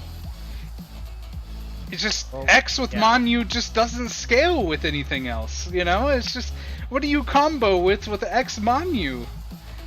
You know, it's just, you know, I'd like to see the statistics that might or may not exist out there in the world where an X takes Manu, what their win rate looks like. But I imagine it's not amazing, but it is what you gotta do when you just don't want to lose to an Awakening. Looking at that draft, Doxy got heavy impact, which is just even more scaling on the now, and Bertram, of course, getting the stacks is absolutely massive. Now, but Color Craze did pick up the Catalyst, so a bit more energy to work with here. Potato player got the Orb Dancer to provide even more of that aggression, but that does not seem to be the issue right now. It seems like Swag Haver just back to their old tricks, like we saw in Game 1, of just getting this core everywhere that Potato player is not, making it look so much easier. Now that they're not going to have to deal with the Rasmus goalie up in their face all the time. Swag Haver playing these brawlers into the range goalies against Potato player is has been very, very effective. And utilizing that so well on the offense. It's really going to be up to the Fools Wands to get their offense going. Ooh! Answer and whatnot, but with that KO right there from Spooked Altar, that might be the ticket, and there it is. Bertram going down, and the Fools able to put themselves on the board, but they need to make the full reverse sweep at this point. Yeah, that kill was just absolutely what the Fools Wands might have to be doing. Is, I'm not gonna say he needs to Oki Bertram, but you know, the situations, you know, Bertram has to be under more pressure if on this Dubu, with more cross passes between Color Craze and Spooked Altar, and I think they'll be able to take them. But the now makes that kind of hard when she's helping, you know, second goalie for the Dubu, and it's just, it's really the strengths of this character in the current patch. It's just, you know, I don't want to say everything favors now, but you know, it certainly feels that way at times, even without the Manu. That's what makes having Manu just so backbreaking. His character's good without it, Once she gets it, oh, you're in a world of hurt. Just like this X's stagger bar, he's in a world of hurt. Yeah, but Color Craze with a flip finds another KO on Bertram. The barrier goes down and a shot to the center. Gonna see the Fools Wands taking another point here. That was some very high-powered offense that we were seeing in that set. I don't know if you noticed, but in the bottom side, Duke and Color Craze had that barrier absolutely under siege. All three members of Dubu Party were back on the defense, and they still ended up losing it. Bertram got blown up. However, it is Swaghaver this time who's going to find the KO. Color Craze getting taken out, being burned by Swaghaver. Doesn't get very far. Potato Player able to counter now with a flip to try and hold out this power play. One barrier does go down. Bertram drops this top corner here. Color Craze is back online. Barrier once again lost. Potato Player pushed a little far up. Swaghaver looking kind of hurt though. Gets the big orb. Gonna have to survive here as Spookdogs are coming back and looking for the KO. It's actually Color Craze who finds it with the bewitching beam. Now another power play here for the side of the Fools Wands, but Doxy in the top side. Keep the offense going and buy a little bit more time. Swaghaver to come back. Holding it down. One barrier is lost though. They're trying to get it at the Color Craze. All three members of Dubu Party on the defense here. Now get it out of there and back over to Swaghaver. Doxy pushing it as well. Has a flip. Burns it here. Shot to the bottom, but blocked away by Potato Player. Soup coming out from Bertram in the top side. Swaghaver trying to get it through Color Craze. Will be enough. The barrier beam and gets it into the bottom. A really excellent shot from Swaghaver to now bring Dubu Party to match point and series point. But Fools Wands, they can stall this one out. They just need 1 point and they can take the set. Try to drag this game back. And I think the Fools Wands are fully locked in now. There's no doubt in my mind that they are. They are putting on an immense showing with an amazing core flip pass. That's how you know they want this. And they take it. They take the set. They show signs of life. They show that we do not want to be the first person to lose on an NAST stream. And now they are going to get this draft and try to scale up their X. Maybe X scales with quick strikes Monu, who knows? Maybe it's rapid fire. You know, rapid fire is quite good against an Asher forward, just spamming on your goalie. But we shall see. Strike pick up from Sculptor is very nice, but the orbs on the field, they have to be an angle for Bertram. Yeah, and it will in fact be Nye, Potato Player getting that extra orb awakening. Rapid fire going over. Swaghaver is nice here as well as little Doxy. Getting more Dagger Awakening. The reverb is going to be on the now. Color Craze does get a twin drive pickup, so it's going to have a little bit more speed to work with. Nice awakenings all around, but I really like what Dubu Party came off with on that draft. They're looking really good going into this set, and with Bertram finding the KO off the Tofu Fortress. Good way to start off as well. Giga Blast comes out from Potato Player to try and buy time, but Swaghaver is inevitable and will receive the rock. One barrier down, two barrier down, but Doxy is down in return. Just Swaghaver and Bertram now. Try and find the point, or at least stall it out. Also pushing up, core flip burn by Color Craze. Bertram, barrier will go down after a valid attempt though. Doxy back online, trying to get it to Swaghaver. The shot in the bottom corner. Potato Player holds it off once, but Bertram sends it right back in. Now Doxy in the top side, looking for the score herself. The Potato Player able to send it off. The Maelstrom coming through. Salter almost Bellringers backwards. They'll be fine. They're going to have it back up on the Dubu Party side of the field here. Potato Player to try keeping Color Craze's hands, but Swaghaver finds the KO. Color Craze is down, and now Spook Alter looking for the bull rush, finds it into X Maximus on the reverse power plays. The Fools Wands going to be first on the board as they're looking to take this game back into their own hands. I told you, I noticed it. They were locked in that last set, and they still are. They're keeping it locked in, and just everything. There are no stops on this train. They are going so hard right now. Like this match for them is so important with setting the precedent. Oh my gosh, what an amazing pass! 2 core flips and a bell ringer, and still it made it through. I just didn't think they were gonna take the instant shot. Now energy is up both sides. Like here, core flip coming out from Color Craze, but not too much off of the kickoff, unfortunately. Seems like if the Fools Wands get their KOs, they're looking good. Mostly their KOs on Bertram have been the most successful. But Swaghaver is finding the KOs onto Color Craze, which is like giving Dubu Party a big like step up, because I think in a neutral state, I think Dubu Party is winning the rounds in general, just in the 3v3, especially over time. Doxy is proving that now beats Era in the midfield, just piloting the character very well, and it's becoming very difficult for Swans to really get like their aggressive offense that they want going, which is obviously they want to funnel the core to X, buff them up, and then Potato Player runs up really fast to be the third forward. But with, you know, Doxy falling back and forth, Bertram on the dude just shutting everything down, and they're just playing it quite well here. However, on the bounty map, you know, a bit back and forth. Not too much is happening. Core Flip series of events, though, is going to see the Fool's Wands bring down the barrier. Spook Ultra goes for it, but is a little bit late on the flip, and will be spending it from the air, unfortunately. However, with an open goal, the Fool's Wands have a chance to score. The Potato Player to get it out. Gigablast gets to Spooked Ultra, but Bertram is on the defense. A nice roll to hold it down in the soup to seal the deal. Get it out. Back to Swaghaver. Dribbling hard in the bottom side. I think that was like 4 dribbles against Color Craze there. And gets it up to the top, and it's going to find the barrier. And now, once again, Swaghaver dribbling on the bottom side. Gigablast comes in, but it's right back to Doxy. Trying to get it back over to this Asher. But unfortunately, Color Craze is able to win the strike war. And off the bumper, Spooked Ultra will find the shot.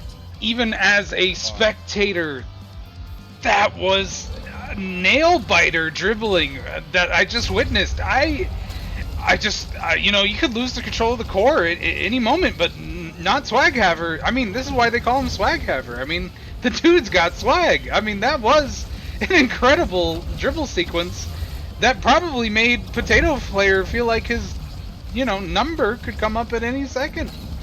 And while it didn't, I mean, come on, Swaghaver is making this look easy. 3 members of the Fool's Wands have to be on this defense here. Swaghaver took down, or Doxy and Swaghaver really took down both those barriers relatively quickly here. Potato Player pushing up, shut down by the soup though. Has a core flip, burns it here. Too much off of it, unfortunately. Now Bertram pulling up to the midfield, trying to get it back over to Swaghaver, trying to get his offense going once again. The Dubu Party are looking to seal the deal. Need 2 more points. Take this one. Swaghaver gets big. Pass splitter comes out, and Color Craze is down once again. Swaghaver now dribbling in the bottom. Potato Player, nice strike for to win, but the soup coming out from Bertram, trapped in the corner. This could be it. Filter on the defense, it's not enough. Doxy's able to find the point, and now Dubu Party are on series point once again, but the Fool's Wands are in a very familiar situation. That point to series point. They got it last time. Get it once more to bring it to a set 5. Try to bring this one back. The pressure is definitely on the Fool's Wands now. Their brains have got to be going into overtime, because if they're not, there will be no overtime. The game will just be over, and it will be Dubu Party who takes it. But it's just, you can see from every sequence of events that just happened just now, they are all the way in. They are all in on this victory. They desire it more than anything. Swaghaver, another KO. This time on to Spooked Ultra though, and they're going to get 1 barrier off of it, 2 barriers off of it. And that is the game! 1v3, well, 1v2, but walks it in with the barrier beam. Swaghaver might be the greatest. An amazing game 3. Dubu Party able to pull it out and take the series 1-0 now. Well, 2-1 because of the game count. You know, oh my god! After a game like that, 8 KOs from Swaghaver. I have one thing and to 10 goals, absolutely huge. One thing to say. Dubu Party again. takes it. Party takes it. Very close series though. The Fool's Wands looked really good in game 2. Potato Player's Rasmus goal actually quite nice to watch. But yeah, game 3, Swaghaver, huge highlight. But Doxy did so well on the now midfield, 206 redirects, and just absolutely held it down both on the defense and helping out Swaghaver off. And of course, Bertram, the 227 redirects here, was an absolute iron wall in the face of a very scary offense that the Fool's Wands were able to put up.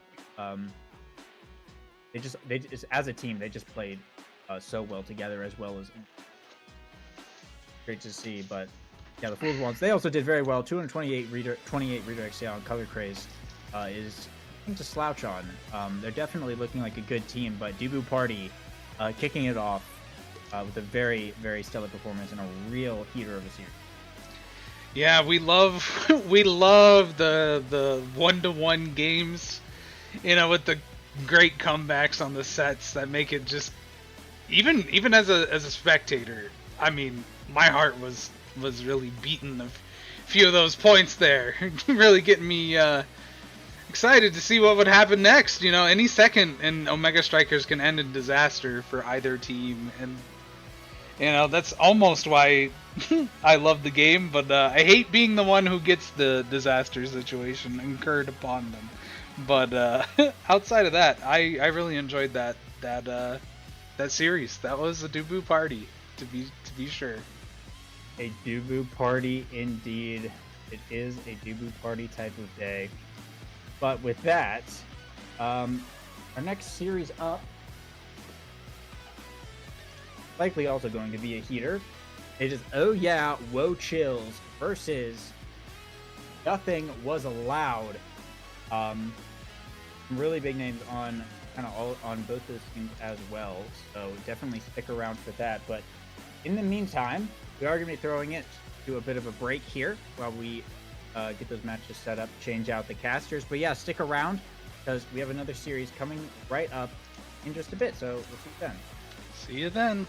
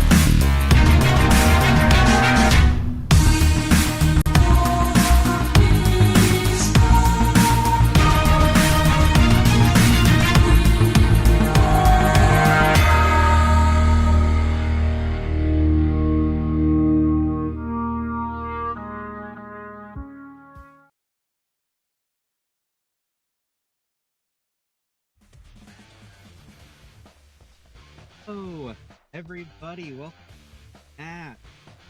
Got me, Tagi Iguan. Asked me, Tykeem. Guide you through a beautiful game against Nothing Was Allowed? Yeah, that's correct. And Oh Yeah, We'll Chill. How you doing tonight, Iggy? I'm doing pretty good. I'm excited to see off Nasty. Okay, apparently one.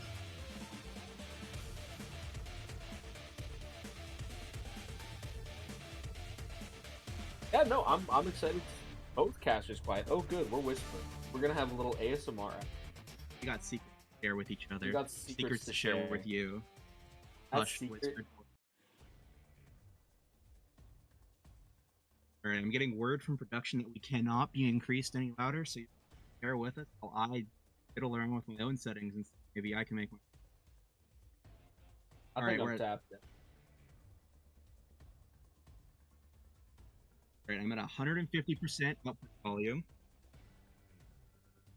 The S in Nasty does stand for soft, but for this week only. So, you know, you're gonna have to bear with some. That's Oh, okay. yeah. If we learn. That's what I learned from. 150% right now. That's a great list. 150%. Okay. Can you all?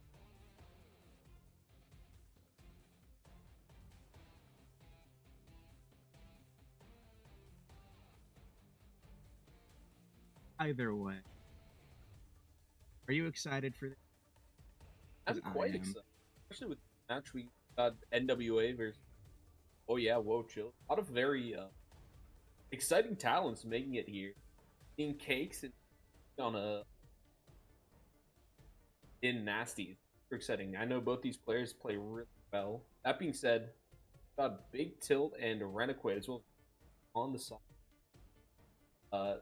Nothing was allowed, which Yeah. is it's exciting. How are you feeling? I'm feeling pretty good. I honestly, I'm a big ZZZ fan, so I am always happy to watch in action. I'm also excited to see team of Romp, Big Tilt, and Rennie. It could go any sort of way. Maybe we'll get some momentum boost Juno action, get some traction if they figure it out. It's action. WA.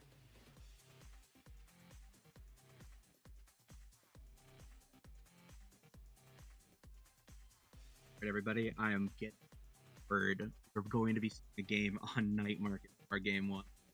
Expect fast-paced action. Exciting. Night Market is definitely one of our competitive staples here. One of the maps you see the most played, I would argue, alongside At Labs. It's kind of like one of the more neutral maps. Part of that big three, I think. Looking forward to seeing how these. I think it's definitely one of the more comfortable ones as compared to like Tycho Temple when it shows up. I do think a lot more Tycho show up. It's so fun of a map. It's also fun to watch. I love playing Brawler on Tycho. It is a fantastic map to brawl on to try to score. I cannot tolerate it. I feel so lost. The drums just my brain power, my brain eye for speed at which the drums bounce.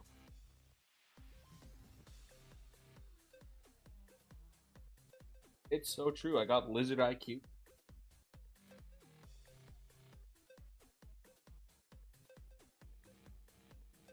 It's probably my.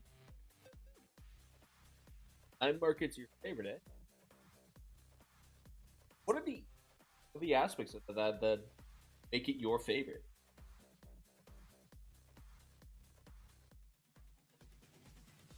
It looks like we first banned Mako on the side of Nothing Was, which is a strong pick, and the other ban from the side of Oh Yeah be now. Both these strikers are so strong in the Awakening, like in the meta, especially with the Awakenings of Monumentalist being one of our starting Awakenings. I don't think we've topped that yet. Monumentalist or Ponderer starts. Monu now is just so oppressive. What it can do. Perfect word.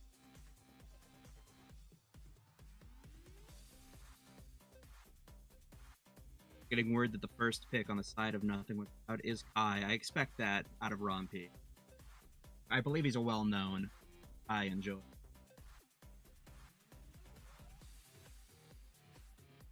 As expected, oh yeah, is picking up that they've picked up Era as well. Juno Era.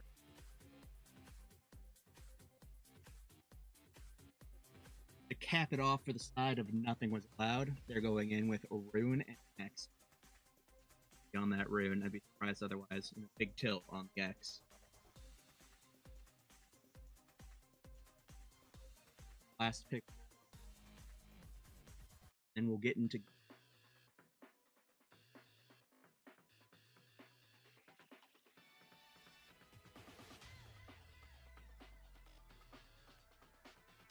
what do you think about all these picks? Are you excited?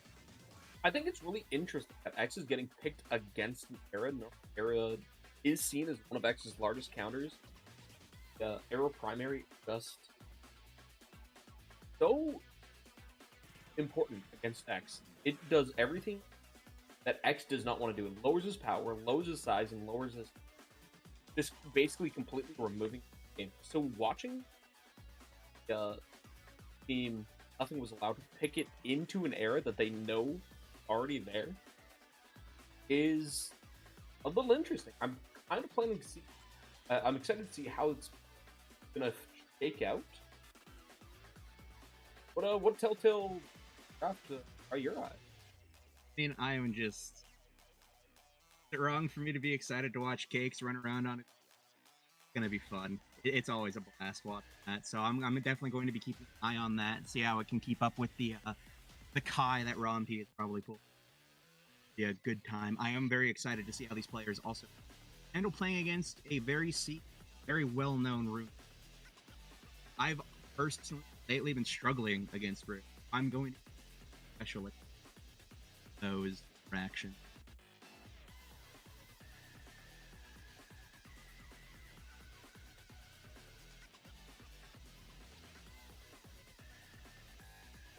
Looks like we're gonna be loading in.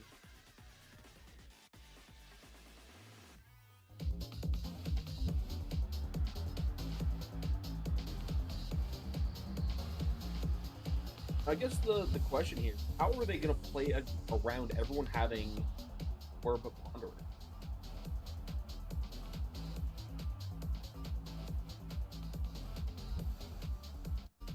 Oh, it looks like we are ending the match as the wrong map was selected.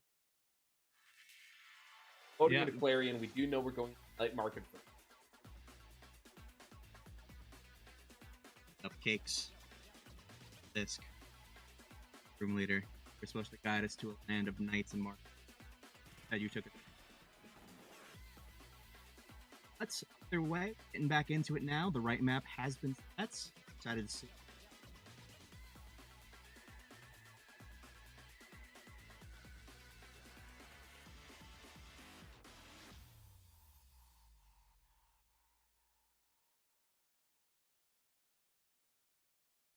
But truth be told, I've not heard too much about many of the players on Nothing Was Allowed.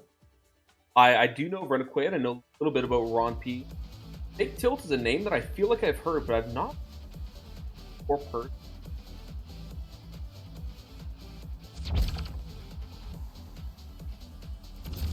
Brawler. As I'm aware, not. Perhaps they're. Either way, we're seeing these picks come in. Octavia, Era on the side of Woj. Probably going. Rennequaid on P on Kai. X. Loading in game net on Night Market. And if we it appears ZZ Pummeler's Octavia with the Orb Ponderer Cakes.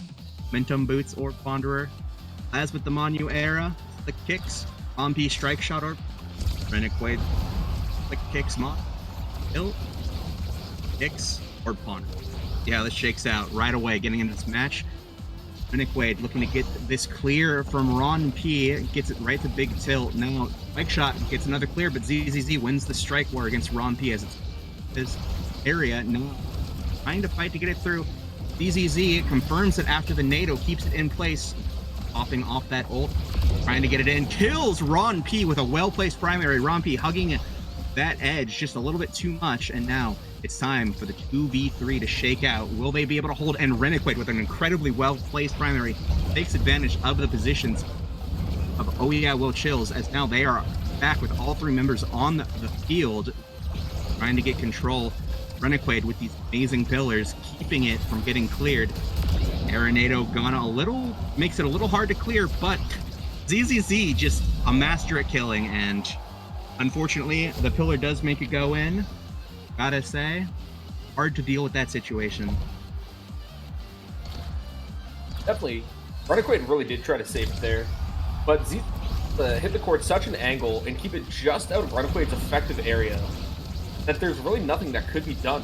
It was just at the edge of the area, and when you try to place the pillar, just past a max range, pops in. I'm not even sure the pillar was what got it in. I think he may have just had a masterful.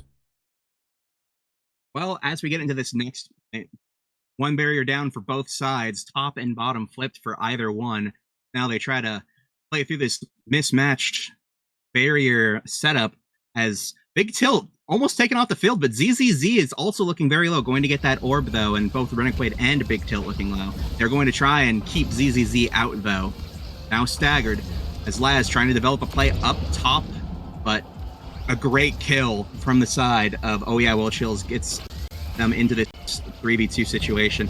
Now, how will they make this power play count? They are going to try and control the speed gate. ZZZ going for a kill on Wrong P and finds it. Incredible usage of that Octavia ult.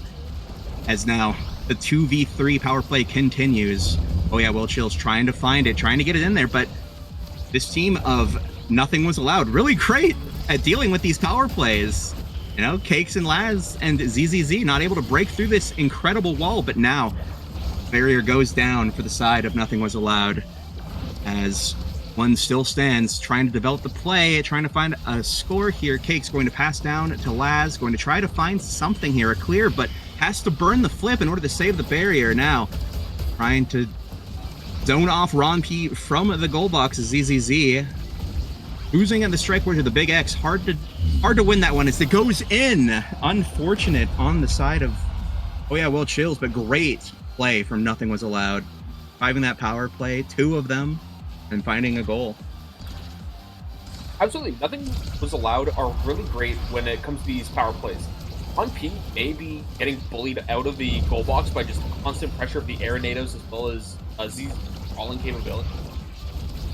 But Renegade and Big Tilt are just able to hold it down like absolute genius. Yeah, Renegade's got a lot of experience on that rune, and I'm sure using those Manu pillars to their best advantage is something that he is well acquainted to. Now, two flips on the side of Oh Yeah Will Chills as Laz and ZZZ trying to find an opening in this defense of Ron P, and one barrier goes down with the assistance of Cakes, throwing in some good slimes. Now they're going to try and slowly play this one out, trying to make the defense double banish, but a kill from ZZZ stops any momentum that Nothing Was Allowed could have had, and now trying to play around these monumental rune pillars, as now ZZZ hunting for another kill, almost finds Renegade on that wall there, but the NATO sends it a little wide, but now trying to find that offense, but Cakes with a very odd way of clearing it, tries to strike it back into their own barrier for a bounce back, and now Laz and ZZZ on the offensive, but ZZZ pops secondary with nothing to really find for it. Now Laz, ZZZ trying to push up, trying to find this attempt with a Aaron ult. Is now great evade from Laz on the rune banish from Rennie, incredibly played. As now they are trying their best to find the score. Big Tilt and Renegade trying their best with some assistance from Ron P, and it goes in, a well-placed X strike. Punch it in. We head into the next point, 2-1, favoring Nothing Was Allowed. Honestly, just a really outstanding evade from Laz there, dodging that vanish. Made me think that it was almost a it wasn't quite enough. Big Tilt is just such a great scorer, able to get it in there, no problems. But there was a power play coming out on the side of Whoa. So Night Market Bounces is going to take that barrier. Oh, Unfortunate on their side, but they do get a barrier in return. Now it's a 3v3 again. Power play is over. Our Laz and ZZZ going to develop this play. Great pillar from Rennie to try and put some pressure on the side of Whoa Chills. As a big NATO comes out, but alas, nothing to be found for it. There's a little pillar hiding inside where the NATO is going. And now ZZZ Laz trying to just strike it into the barrier, try and win some strike wars. Cakes with a nice clear, trying to get it out, trying to clear this pressure from Rennequaid and Big Tilt. ZZZ has a flip. That's something to be aware of now, as they are going to try and develop play further up the field. ZZZ on the breakaway, trying to find something, is not able to secure that flip, unfortunately. Good reaction from Laz on that rune pillar. Now ZZZ going to go for the 1v1 strikes. Finds the barrier, but an incredible pillar from Rennie is just going to outplay Cakes, and it's going to go in, leading into the first set for nothing was allowed. we've seen a lot of top tier gameplay coming from Rennequaid here. When you let these people get their renowned picks, or Rennequaid's high tier gameplay. Going into this draft, there's so many strong things.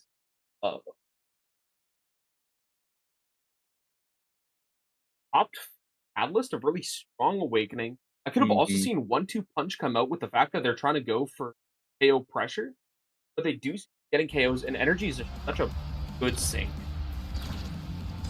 Yeah, I mean, I'm also going to see the double orbs now coming out from Ron P, Dancer and Ponderez, but ZZZ is just going to take Big Tilt off the field. That bigger size, a lot easier to catch on those Octavia ult pulses, as ZZZ and Laz are just going to strike war their way into the base of Nothing Was Allowed. Now ZZZ looking for a scoring opportunity. Cakes pushed up to try and help with this offense. Laz getting the receive from Cakes, but now a little bit of a breakaway, but not for long, as the offense of push does not end. But Big Tilt is going to find a barrier there. Almost finds two with some well-placed punches, trying to fight him off, Cakes and Laz. But oh my goodness, a great double kill. Monu into, I'm pretty sure that was the monumental Era ult and DCZ shenanigans. They just get it in. Incredible. Absolutely that's their win zone. They've been finding power play after power play and just sort of been struggling to get the core to progress. But obviously when you get a double kill, it's going to be a lot easier to get those. Yep, and now, as we're getting into this next point, ZZZ taken very low very quickly, as both barriers have now fallen for Whoa Chills. Trying to find some barriers here on the side of Whoa Chills, as now they've found one, but how are they going to make it out? Both Laz and ZZZ very low, both trying to get that orb, as Rennie has the flip to assist Big Tilt in pushing, as now earns it, but in a incredible sequence, Big Tilt is going to find the score in that bottom section for the side of Whoa Chills. Did the core hop out of the goal, but knocked it back? I swear the core was side. Oh yeah, Whoa Chills goal before Cake's core flip, and as Cake's core flipped, it went back. Wow! I'm not sure, but all I know is that it's already back in the goal of Oh Yeah, Whoa Chills. It all started from an incredible pillar from Rennie, and Big Tilt was able to just take advantage of that. Now we get into this next point. I mean, Nothing Was Allowed with the incredible speed gate control there. Rennequaid just putting down one of those Monu pillars, and ZZZ taken out. Laz already so low now, but a little bit of a misfire as the barrier is taken, but it doesn't really matter since another kill with Laz gone. ZZZ is back, but both barriers are gone for Oh Yeah, Whoa Chills. Big Tilt forced to burn the flip from the Octavia ulti, and now this pressure is on, but Cakes manages to strike war and gets it out. A little bit of a miscommunication on the side of Nothing Was Allowed, as a Monu NATO takes out Rennie, and now the field is free for these Oh Yeah, Whoa Chillers to make a push, an offensive push, but not finding anything. Ron P, Big Tilt surviving for now. ZZZ pops out the ult to try and get some pressure and succeeds in getting the barrier, but now taken very low from the Rune Banish. As a flip to try and get some, but it's just gonna float in. A good Strike War win is going to send it into the corner. As nothing was allowed, takes a very quick set. That was quick. Honestly, this could just be Renegade able to cover a lot more control. Very good at cleaning things out and gun defense. And Big Tilt, a dedicated brawler. Where seeing like an Era Octave combo is so strange. Yeah, I mean, we're going to be seeing probably a bit more killing, a bit more striking as Big Tilt picks up the quick strikes. Era opts for the hot shot, trying to keep it away from that rune, you know, how good that is. But Renegade is going to opt for the Adrenaline Rush, which that 1 second off of pillars when he already has prime time is going to be a lot of pillars coming out. And those pillars have been doing a lot of work now as we get into this match. Lance already being punched away from any sort of core control, already taken down to half HP, already out of evade, and now banished with the pillars. This team of Oh Yeah, Well Chills is just bleeding to death here on the core strike field as nothing was allowed. Just, kills them. What can you do? Octavia, that's what you want to do? You want to kill Octavia? Era? I think Era's pretty squishy. I'm not sure of her HP values, but she certainly looks squishy in this game, as now Big Tilt's opting to try and beat up Cakes for a little bit of pressure, but ZZZ with a good breakaway, going to find one barrier, uses the flip to try and keep control up on this enemy field, as it does make it past Laz. Now Renegade versus Cakes. Cakes does find the clear to Laz, who does an amazing evade to get a barrier secured, and now Cakes, Rennie, Laz going to try and find a way to make their dreams work here, as Laz does win a Strike War, trying to get it to ZZZ. Cakes going to have to fight with Big Tilt, but Big Tilt's big bell ringer just gets it in after Cakes tries to clear it with the flip. The bell rung, absolutely well played by Big Tilt. Ding, That ding, was ding. just insane. Calling out 4-foot play like that is just so bold of a move, and it worked out so beautifully. Only thing he could do. As now Cakes trying to find a way to defend their barriers, as ZZZ is looking very dead here. Gets a flip to try and survive a little bit longer, but it's going to be pushed back to their own goal box, as Cakes, who is pushed up to try and alleviate some of that pressure, or finds its way past him, and the second barrier for Oh Yeah Will Chills goes down. Now Cakes is going to have to try and fight it through Big Tilt and Renegade. Renegade teleporting out to try and get a better position on the field perhaps, but now Laz and ZZZ can try and make something happen, but the core is just too hard to control against this team, as ZZZ trying to go for a cheeky kill on Romp in his own goal barrier. Gets the flip off of it, just dumping damage on Romp, as now Laz going to lose control. It goes back up to Cakes, but Rennie teleports in, and Big Tilt with a big kill. Trying now Cakes and Laz on this power play, trying to survive, trying to make it through, as a great strike from Rennie is going to send it in. Nothing was allowed. Game point.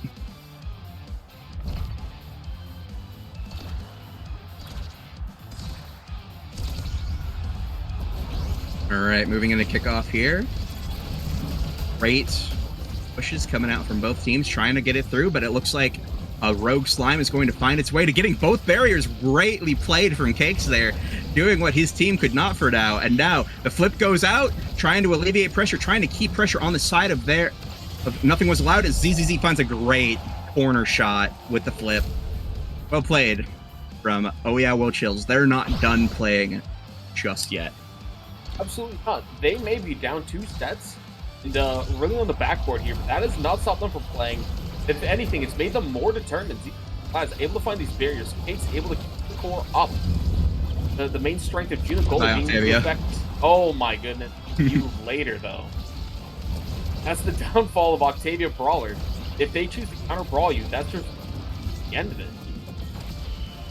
Up and now we're seeing Oh Yeah Will Chills fighting for their life. Cakes and Laz do manage to survive this power play with one barrier, and honestly minimal damage, but Big Tilt's gonna find a way to beat Cakes in the 1v1. That Juno X 1v1, as Takes dodges just barely the Rune ulti with a little bit of a hop and skip and jump as ZZZ now with a breakaway, trying to find the barriers, but taking a lot of damage in the process now. Az and ZZZ going to try their best to break through, but back on the side of Oh Yeah Will Chills as an amazing pillar takes advantage of Cakes, trying to find a push, trying to find a clear, and that's game point, or game, sorry, for Nothing Was Allowed. Well Indeed, played. that is only the best of 3. We'll be going to our next map shortly, I believe. Well, not quite shortly. We have to go through the draft process. We already have the other map figured out. I just forgot what it was. Me, my friend. But we do have to do fans, characters, and find the awakening. But finding awakening is less hard, but the character bands can take a little bit of time. We will be going to Taiko Temple. Mm-hmm. As mentioned, this is a map we've been seeing a bit more of lately. I feel like as people understand the map and begin to bounce angles, it becomes a favored map because there are some really fancy plays that can be made utilizing the drums on the side as well as the large drum in the middle.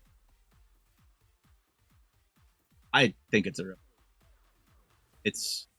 bouncing the core, bouncing people, all fun. Love it a lot. Very interesting map indeed. I do like those kind of closed off maps, have well-defined lanes. I definitely have an easier time when there's closed off map. I enjoy it. I also think that the maps with more determinative core movement gimmicks do like have an area. They allow for skill expression a lot. Whether it be Gates of Obscura or Taiko Temple, able to move the core differently and utilize map function, perhaps any other map, is it's wonderful to see. I love seeing the skill expression that comes out. In this game, some things there's just can't beat using the map to outthink your opponents. It's just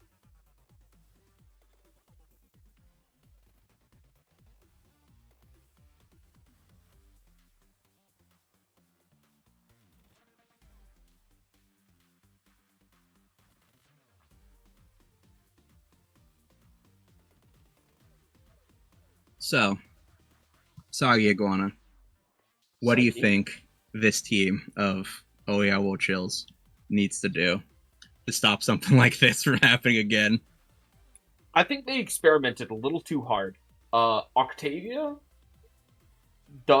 she is definitely playable this patch. She brings things to the team that are unique, but I'm not sure playing her in the brawler position is correctly. An era Octavia is it's a little bit cooking. I think that if you are going to pull it off, Night Market is indeed the correct map. With it being closed off, and with Speedgate in the middle, Octavia can really take advantage of a lot of things.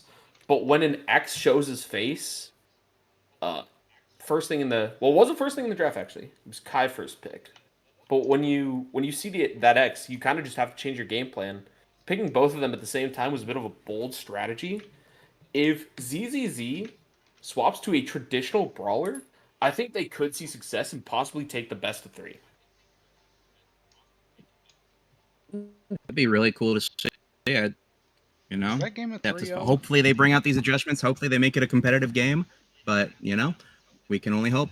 It does appear that they are going to be bringing out Everlasting Taco for their roster this time. Cakes, CZG, Taco.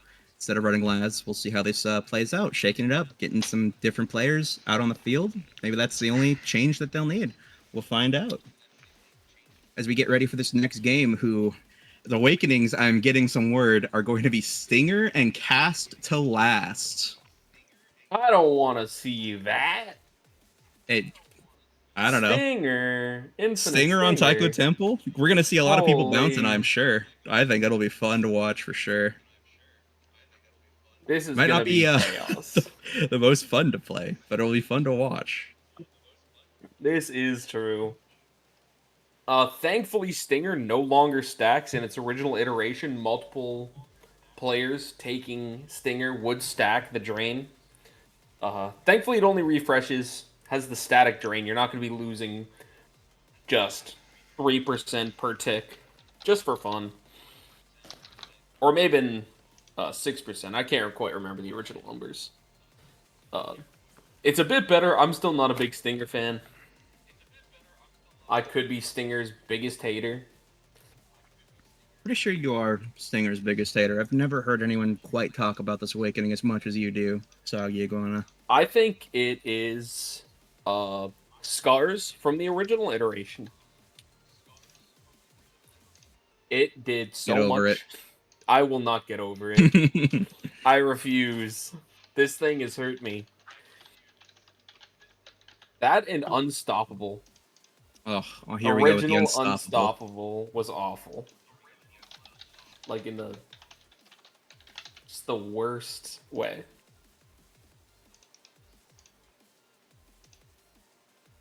I'll tell you the bans real quick. Oh yeah, they can hear me on this one. Whoops. Oh. That's our producer. That's Malachi. How's it going? Why don't you tell us what the bans were? Read them out for us.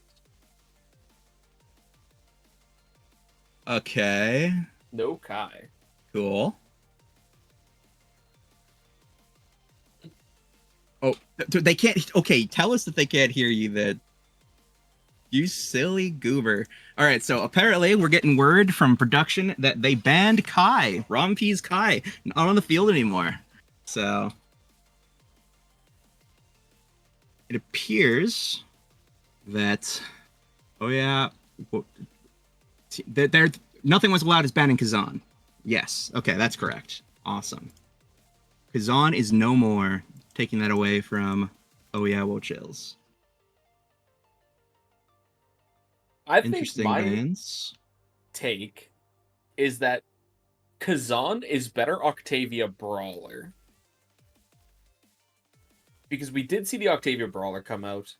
I think everything Octavia Brawler specifically can do, Kazan can do better. I should hope so. Just with the more tools that they have. I'm honestly hard pressed to think of a traditional brawler character that would not out-brawl Octavia, personally. So Well, it's even the scoring potential, too. I think. And it would appear that Oh Yeah, Well Chills is going to first pick Rune away from Rennie. So kind of like that first pick double quote-unquote ban for the other team. They ban two of their favorite character, or they ban one favorite character, pick the other. So it appears Nothing Was Allowed is also going to do a little bit of the same thing back. They're going to take a Drek Asher, although well, Drek's, I don't know. Well, ZZZ's got a really good Drek, a very annoying Drek. It's going to shoot you and kill you. So, and Oh Yeah, Well Chills are going to round out their comp with X Juno. Juno expected. Would be surprised to see anything else. It's good that we're seeing a return to form on an original brawler, or a more classic brawler. I think ZZZ may see a lot more success, especially considering the Awakenings on X. I've seen some ZZZ gameplay, and ZZZ's ability to play brawlers is exceptional. And I'm excited to see a more traditional role. That being said, like, with everything that they did last game on Octavia, I'm sure we can expect some mad bloodlust. I mean, that's just the ZZZ special. That's the ZZZ special. Some bells will be rung. Ding, ding, ding.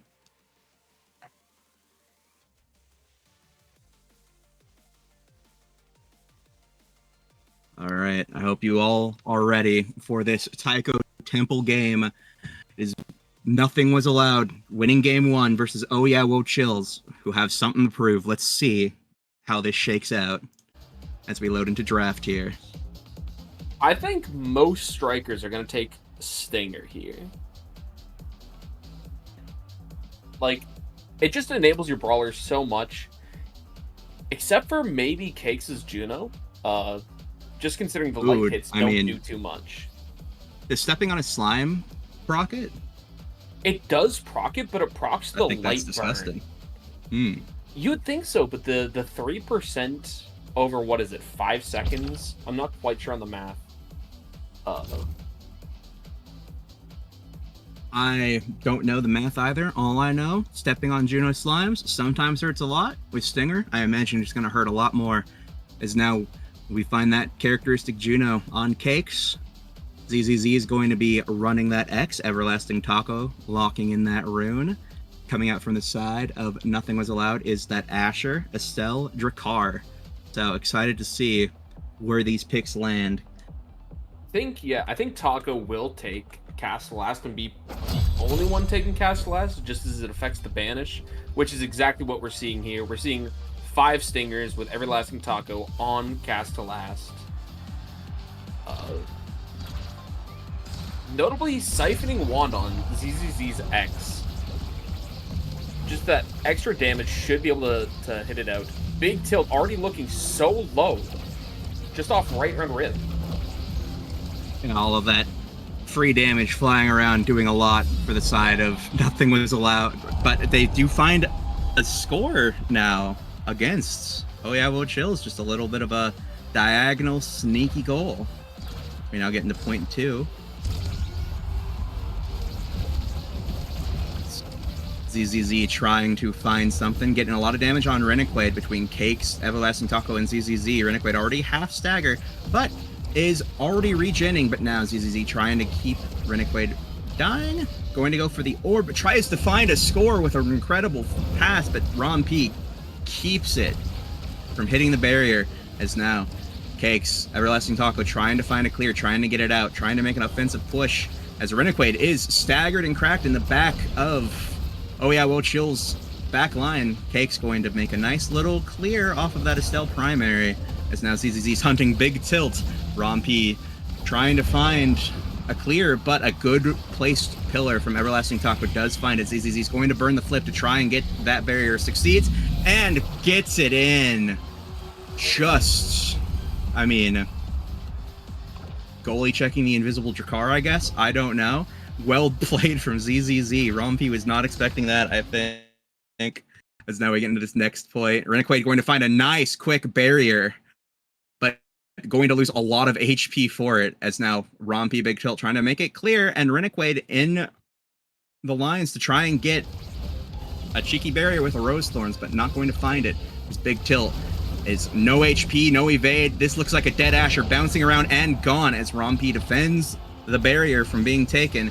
Last moment, going to try and find something here, trying to find a clear, but Oh Yeah, Whoa Chills finding a barrier now on this power play, but Rennequaid doing a great job of keeping it down, and a misplaced strike against the bouncy drum in the middle is going to take a barrier now on the side of Nothing Was Allowed, as their goal barrier is open, and it would appear that Big Tilt's taken off the field. Don't know what happened there, but dead. That's an extra damage from Stinger racking up. It's so hard to stay alive when you're constantly ticking down. It does so much more damage than it would appear. It certainly does, and I mean, we're seeing a lot of that damage come out now, but it would appear everyone in the game currently is losing HP, but Everlasting Taco going to be the main loser from this HP resource war, as now Rennequaid taken down to about their same level, but Rennequaid is going to be taken out of the game for now. Another 7 seconds till they respawn. This power play going to try and develop. Cakes, Everlasting Taco, ZZZ trying to find something, but Big Tilt is going to be in the face of Cakes, who is just not going to be able to handle that Asher, as now just some bouncing core action gets it into the goal, and now 2-2 on this set 1. Closer game than last. This is exciting to see. Absolutely exciting to see. We're seeing it like all here in the first set. That being said, some games are decided by first draft. With the right awakenings, Whoa Chills or Nothing Was Allowed could just take the game, quite simply. That being said, a huge damage coming out. Very scary for Nothing Was Allowed as they almost get a double kill, but lots of HP bars low on their side, evade bar low on Ron P. Something I know ZZZ is going to love to take advantage to, as ZZZ finds the barrier after trying to bully Ron P, and now they have a great push to make. Great offensive push, big tilt also very low, but Ron P is going to make it out with a good placed shotgun as a barrier does go down. 2 barriers down, and now it's open goals on either side. It's anyone's point, but Big Tilt is going to find it and put it away as we move into this first draft. Just a little more damage on either side could spell chaos. And we're going to be seeing a lot of damage here. There's Orb Dancer, if you're looking to be a little more safe, but Might of the Colossus, Spec Training, both incredibly powerful awakenings. With both goalies Missile up front, prop, team yep. players looking right there. We're seeing Quick Strike, so come out on the side of Renegade makes total sense. Cakes does pick up team play. And there's the Spec Training going over to ZZZ, despite... I mean, there's just not a lot that you can do. A bunch of great awakenings for X in this draft. Take one of them, yeah. He's just going to get another great one. This X character performs very well with the draft. As now, look at all of the HP that's already gone, and the barrier's open. Renegade is off the field, so is Ron P. Big Tilt, the only one standing after this massacre. Violence. There has been violence committed in this game. Oh, yeah. That's what we love to see, is now Renegade going to get another, and Renegade's gone! Sacrificed their life to get a barrier for their team, but... will it be worth it? Will they be able to hold against this incredible comp? No, it does not appear. Barriers open on the side of Nothing Was Allowed, as now Cakes and Taco trying to get it to ZZZ, who is in a position to try and find something, trying to make something happen, but Big Tilt and Renegade are not done yet, as they are trying to find this barrier against Cakes. Now, Ron P trying to develop something with Renegade. Renegade going to be fighting, but the Asher ult just saves it. The little poke out pushed it down, which would have put a barrier. Now ZZZ possibly on the hunt for either a score or a kill. Great conditions, and I mean, I don't know what happened to Renegade, but they are gone, as well as Big Tilt, as well as this point. Going to the side of, oh yeah, whoa, chills, as they are starting to... Just a little bit of damage was needed. That Spec Training on ZZZ is absolutely shredding. Plus Cakes and Everlasting Taco just beating up on people. Just ability dumping, really taking advantage of this map's unique brawling features. Yeah, one of the very fun things about Juno and Rune is that they just kind of do damage a lot better than a lot of other people do for just playing around the core, right? Because of how they want to use their abilities. So, at Big Tilt taken out, gone, forever dead, it appears. But Cake's going to throw out a primary, secure that barrier. Ron P does have flip, try and make a defensive stand with it, as slips right by the slime. Great clear from Ron P, trying to push it now, gets the barrier for it. Big Tilt and Renegade going to try and coordinate something, and it gets in with the flip used. A tragic gameplay moment. Every Rune has done it in the past. Every X has bell rung it into their goal. Self-goaling is just a natural part. It is just a natural part of this game. As is the death of players on Nothing Was Allowed, as Renegade gets taken out by a Rune Banish combo. And Everlasting Taco doing a nice evade to evade death. ZZZ is just punching on Ron P, trying to keep him out of this game. Doing what ZZZ loves. As Everlasting Taco now is looking a little weak, looking a little unhealthy, but grabs a orb from his goalie and is right back on top. Going to find a well-placed goal from using a secondary, and Oh Yeah, Will Chills will take this set. Some call it a Kaz, I call it a long-term self-pass. Oh It was yeah. a bit uncertain, but we're seeing Unstoppable on the board now. Unfortunately, Oh Yeah, Wochills is going first, most likely going to deny that. Yep, there it goes. Cannot let them take Unstoppable. Yeah, the when Catalyst you are is still beating there. them. Catalyst is still there. Good It is still response to really people trying to good. damage dump you. Big Tilt picking it up. Good the pick, only yeah. one. A little surprised that Cakes did not want to deny Catalyst, seeing as to how it's incredibly strong on basically every striker. Well, Cakes has plans for the Deadeye. We'll see how they pan out as Romp starts sagging Stagger, Renegade getting the explosive entrance, and ZZZ countering that Stagger building with his own reverb. As Everlasting Taco, interesting pass up to the Asheral, loses both of their barriers for that play, as now Ron P and Renegade low on health, now going to try to make the most of this situation that has been created. Everlasting Taco going to teleport back as ZZZ trying to find something. Big Tilt does have the flip though.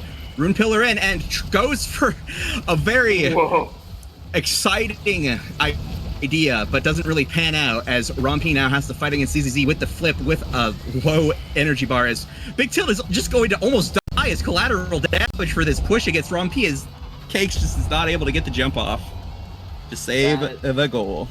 Is tragic. That being said, like the catalyst pickup on Big Tilt has meant nothing. Big Tilt is never having a bar of energy anymore, never having stagger. Poor Big Tilt is not allowed to play today. Well, we'll see what Big Tilt can make happen with the tools that they have as they try to get a nice cheeky barrier with a natural, getting 2 people stunned, but unfortunately not a lot going to develop off of that. As ZZZ, well placed X ult, getting the barriers, zoning Ron P and scoring with a little bit of help from his team in the back line. If there's anything to say about ZZZ, he's just incredibly equal. Victimizing Big Tilt, victimizing Renegade, saw that he wasn't beating Ron P enough, decided, you know what? Let's give you some of that lovin'. Then just decided to opium. Love to see someone who's an equal opportunity KO'er. Oh yeah. He will catch ZZZ's hands as it appears Taco's been taken off the field. ZZZ and Cakes are going to have to do a little bit of damage control. Ron P with a great strike shot, finding a barrier for it, as now Big Tilt is being taken out, though, on their own power play. Cakes core flip is going to just send them into the goal, into death. Is now power play on the opposite side of the team now, as great banish from Taco gets Ron P staggered now, trying to find this last barrier, trying to find a kill. Lot of options for this team as Renegade and Big Tilt, though, make a great offensive push, finding a score, and now Big Tilt almost slaps it in, but Everlasting Taco with a good strike, keeping it there, but it's just so much. But Big Tilt with a great strike, finding a way for Ron P, buying enough time for him to respawn, is now ZZZ trying to find a score. Pillar going to try and keep it on this side of the field for a bit longer, but the entire team of Nothing Was Allowed is back now. It's very fast core, very good passing place, very good banish from Taco, able to find it in. Absolutely insane. ZZC just taking names, as now we're here, 1 barrier down on this potential set point for Oh Yeah Whoa Chills. Ron P, Renegade trying to survive, trying to get it out of their side of the field, as Big Tilt has to survive with their own life. No stagger, no evade. They are regenning though, but ZZZ is going to put a quick stop to that. Big Tilt trying to find what they can do in this situation. The core flip comes out, either for just more damage. I don't know, we're not going to dwell on it, as Ron P now is trying to find a clear anywhere, but Everlasting Taco is going to hold the pass or the clear, as now 2 members from Nothing Was Allowed have been taken out. Ron P, the lone warrior, the lone Drakkar, is going to try and survive, and survive he does as he tries his hardest. The power play is over now. All 3 members are back. Ron P gave his life for this game. Will his team make something happen for him, as he is just fighting on? Big Tilt now with a good breakaway, going to find the barrier. Renegade going to try and shoot it in. Ron P up, trying to find something, trying to stop this X from abusing them, trying to make something happen, and a great pass across the field from Cakes into the goal. I mean, could not stem the bleeding fast enough. One of you's banished, the other one of you's in hit stun. The core is just sailing your way. Absolutely insane gameplay happening here. Yeah, absolutely. I mean, Ron did what Ron could do for as long as he could. Incredible, from the power play all the way to the 3v3. did everything. But as we get into this draft, Cakes is going to be picking up Orb Ponderer, Drakar getting that, Iguana Reptile Remedy, Surprise Fighter on ZZZ. Prizes will be fought for. Yeah, little surprise with the pure bloodshed happening. ZZZ picking up Prize Fighter. Normally a bit of a weaker pick, but with the amount of KOs that... Whoa! Chilling. And Big Tilt is gone. That's a Prize Fighter stack right there. That is 20 smackaroos in the power bank. No, Rom-P now has that double stagger scaling, just more to deal with ZZZ, but all of these power plays, all of these cooldowns being burned, will it be enough? But Rennequate going for a solo push, trying to find something, almost finds it, as now Rom-P is going to have to fight against Everlasting Taco and ZZZ. Rennequate gets back there just in time. Big Tilt trying to find a way to get it through, but Everlasting Taco is going to find a barrier. Potentially, they might even find Rennequate's life, as no, they're going to try and develop the play a little bit more. Going to use the core flip. Big Tilt almost gets it through, but Cake standing back there trying to get it in, but Rennequate with a well-placed Rose Warp is going to cut off all options. What do you do there? How do you save that? You don't. There was an option covered at every angle. Cakes was just SOL there. That was insane. Yep, and I mean, it just goes to show, even if you're dying on repeat, how you use your tools in the situation that you have found yourself in is all that matters. Is now Rennequate's taken out. Big Tilt and Rom-P going to have to try and find something to survive with here, but Rom-P been playing these power plays like a demon, trying to find the clears, finding them, loses only one barrier for being down, and now was probably a little bit mixed on where ZZZ was going to try and send it. Just misses it by a hair. As grim as things look, nothing was allowed are playing out of their minds here. Ron-P especially, when the power plays go on, Ron-P is able to clear. Big Tilt looking real low though. Holy. Yeah, but I mean, before Big Tilt's taken down all the way, Big Tilt managed to find a couple of barriers for their team, and now the goal is open on the side of Oh Yeah Well Chills, and now their life may have been taken, but their team is not ready to give up. An incredible attempt from Rom-P with a strike shot, as Rennequate is now low. We're going to try and find something. Rom-P fighting. Incredible power play defense from this team. Nothing was allowed. Great at it. As now Rennequate's going to 1v1 all of the slimes and Cakes and find a goal. Well played, Rennequate. Well played. When they're pushed up against the wall, nothing was allowed are gonna fight back. They are ready to take these out. Big Tilt having a really easy time finding these barriers just through the parts of being Ash and being able to take it. Speaking of barriers being taken, ZZ's taking one. Big Tilt trying to get both of them. Molten Bolt. Oh my. And now Rennequate going to be taken out staggered, but Big Tilt going to fight this Juno, going to know exactly where Cakes wants to send these slimes, as now they're going to push it in the corner. Core flip comes out, but there are two pillars there that you have to contend with, as Rennequate now going to try and find a way to survive, going to Rose Warp onto that orb, finds their life, as now Big Tilt and Rom-P trying to fight off this offensive push, but Rennequate in a great position to receive a wayward pass, and now the offensive push for nothing was allowed. Trying to find a way to get it out. Rennequate going to be open for the clear, but a good slime does get it through. Rom-P's shotgun is now Rennequate, Big Tilt win the strike war, but a banish comes out. Can't strike if you're not there to strike it. Rennequate very low, taken out. Big Tilt dying, but getting some health back as a wow. Fast core is going to go fast. That'll do it. Is now we are at potentially game point. This is potentially game point, but nothing was allowed. Have shown that they are willing to fight from a disadvantage here, and fight they will. Fight they will indeed. Rennequate already looking very low, but ZZZ does not have any evade to make anything happen. Potentially could be a target themselves, but Rennequate is going to be taken out, and a slime, but great secondary from Ron-P. Ron-P is going to be defending like a champion, as now ZZZ, the double banish from Taco, but if the slimes weren't enough, it's back on the side of Oh Yeah Well Chills, as nothing was allowed. Put it up this push. Big Tilt with the great strike, Molten Bolt, strike shot combo, and it's going to go in. Nothing was allowed. not ready to give up. My God. Holy. When their backs are against the wall, Ron P says, no, I will hold on. I will hold. That Great was team play.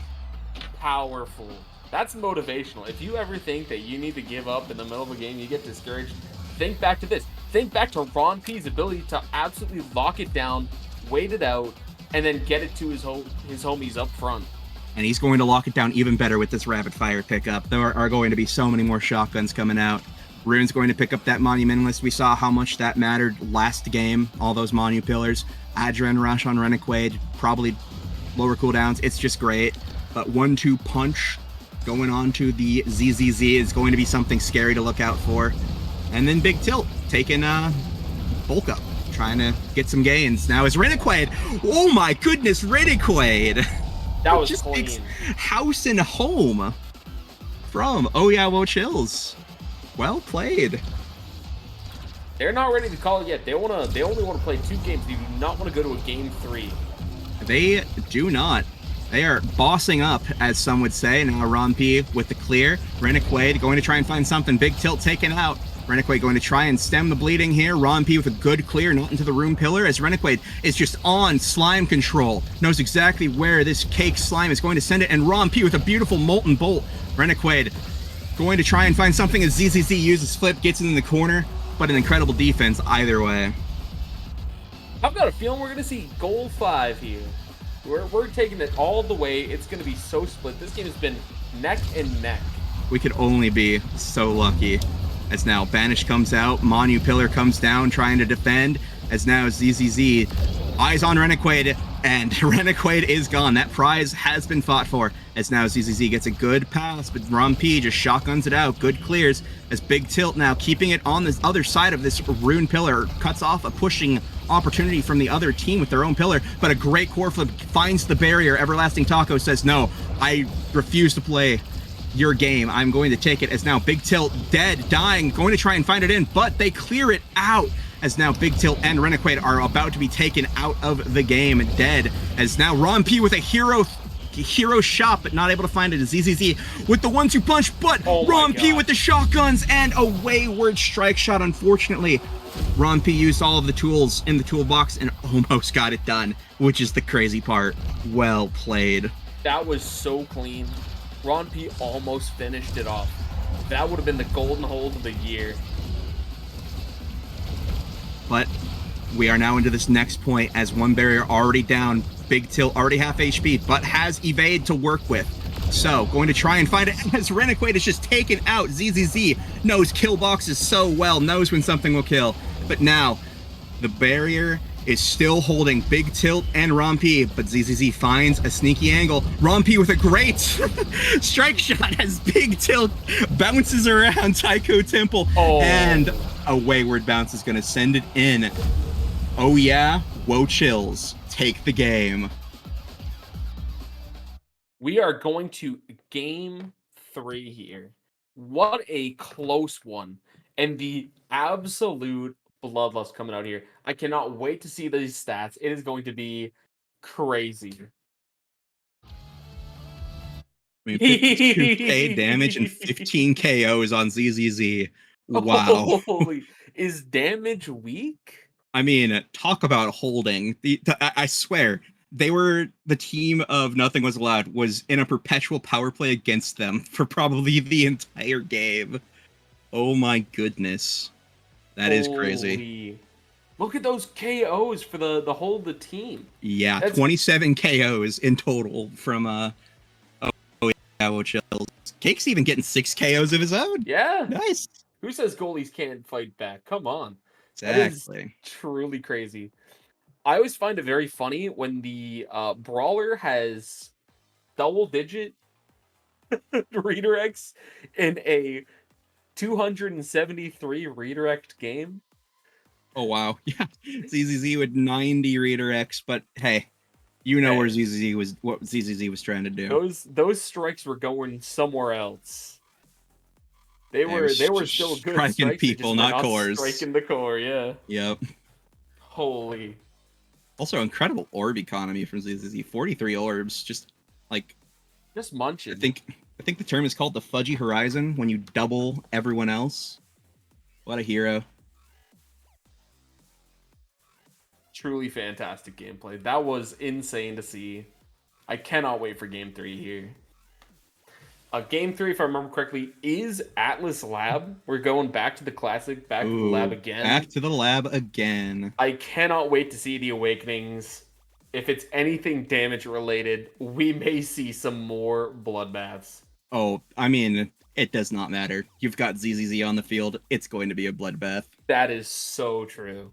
That is unbelievably true. ZZZ is... Even on Octavia, throw the man on any striker, ZZZ will come back covered in blood. Holy. Can't wait to see how this one shakes out. Either way, going to game 3, truly wild here. It's looking strong. We've seen Certainly is. so much in just those 2 games. So much that we'll never unsee, like that comp that came out from Oh Yeah, Whoa Chills in game 1. Because that was, oh yeah. That was Whoa chilling. Chills. Yeah. But excited to see how this how these 2 teams are gonna fight in this this game 3. They got it done. Absolutely. And it does look like, of course, nothing was allowed are going to be swapping to blue side, get their first pick in draft.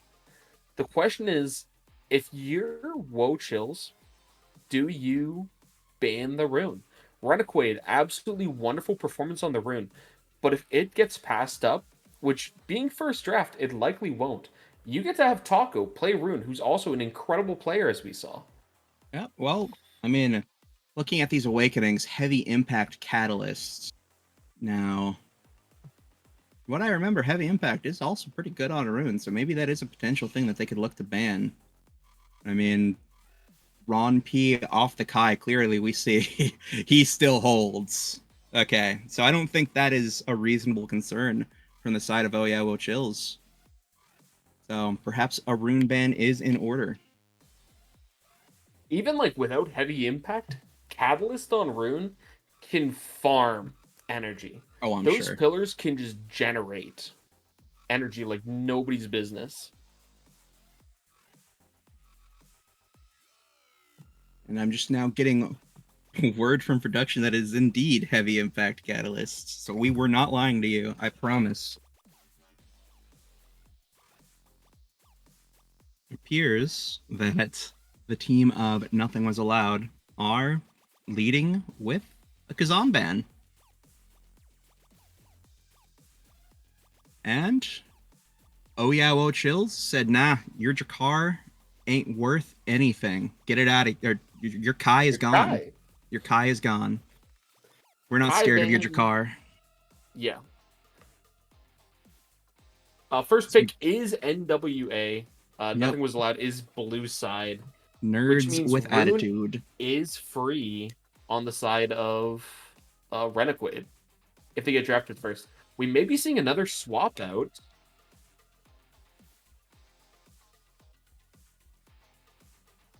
And we're getting word that Oh Yeah, Whoa Chills have gotten their hands on Era X.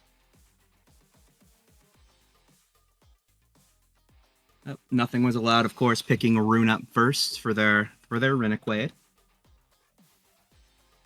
Absolutely insane.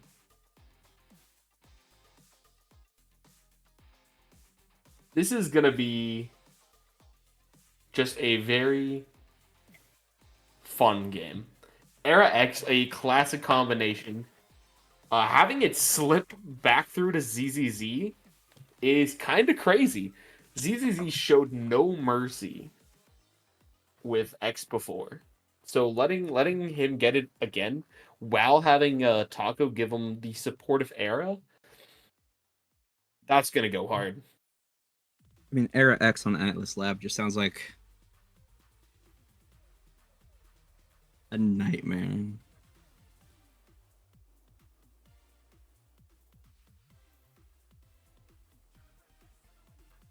Yep, and we're just getting word that it's Era X Mako. So, you know what? Good luck with that. Nothing was allowed with your Drakkar that you picked up, your Rasmus that you picked up, and your Rune that you picked up. I'm sure you can make it work. Godspeed.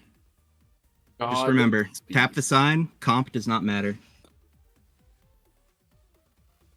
Hopefully, maybe. I don't know. Era X Mako is kind of... With it being game 3, who do you think's going to take it here? We've seen the team. We've seen the Awakenings. Who's swiping this one? I mean... It's really hard to vote against Era X Mako as not winning it. But, you know what? All that matters is who's playing it. So maybe this team of Nothing Was Allowed are going to scrap back, going to find their way in. Honestly, I'm always going to root against Era X Mako. So, you know what? I'm putting all of my Seraphim dollars on Nothing Was Allowed. That is so chill. Honestly, I think, oh yeah, Wo Chills is going to take this. Being allowed this dream draft of strikers with Catalyst and Heavy Impact on the board is so strong. It's so strong. On Atlab, with the free damage in the middle and basically splitting into lanes until the orb gets popped, you get to like utilize so much for free, and then you get to go crazy with your Era Beamed X. Yeah, but you know what? Nothing Was Allowed pretty much cycled through a 2v3 the entire game last time, and they brought it to last set. So, you know what? That's absolutely true. I think they're going to boss up. I think they're going to do it. That's where my money is. Soggy Iguana, we'll see which one of us comes out on top in our little...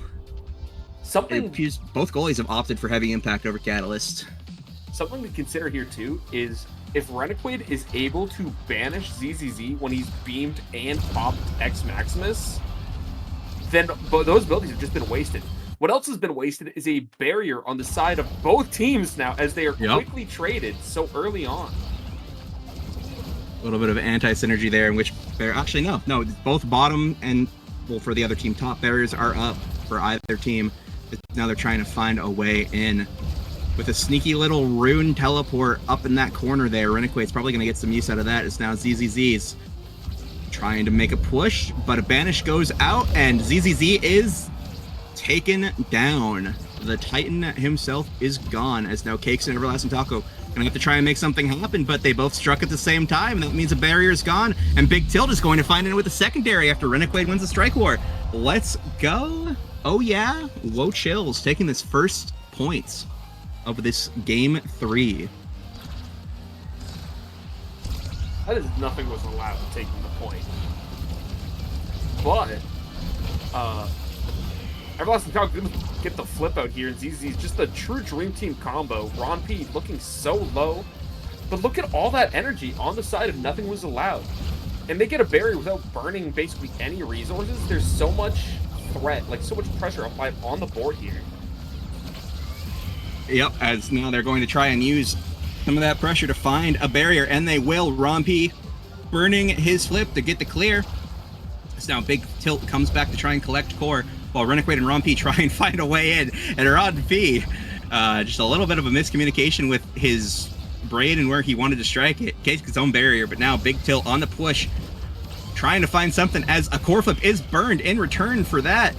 Just sitting on the flip, very powerful. It's now Rennequade has a little bit of position, but not enough to find something. Banish goes out. It's going to get through Taco as a pillar comes out, trying to find something. Big Tilt trying to find a kill on Taco, not going to find it, is shrunk.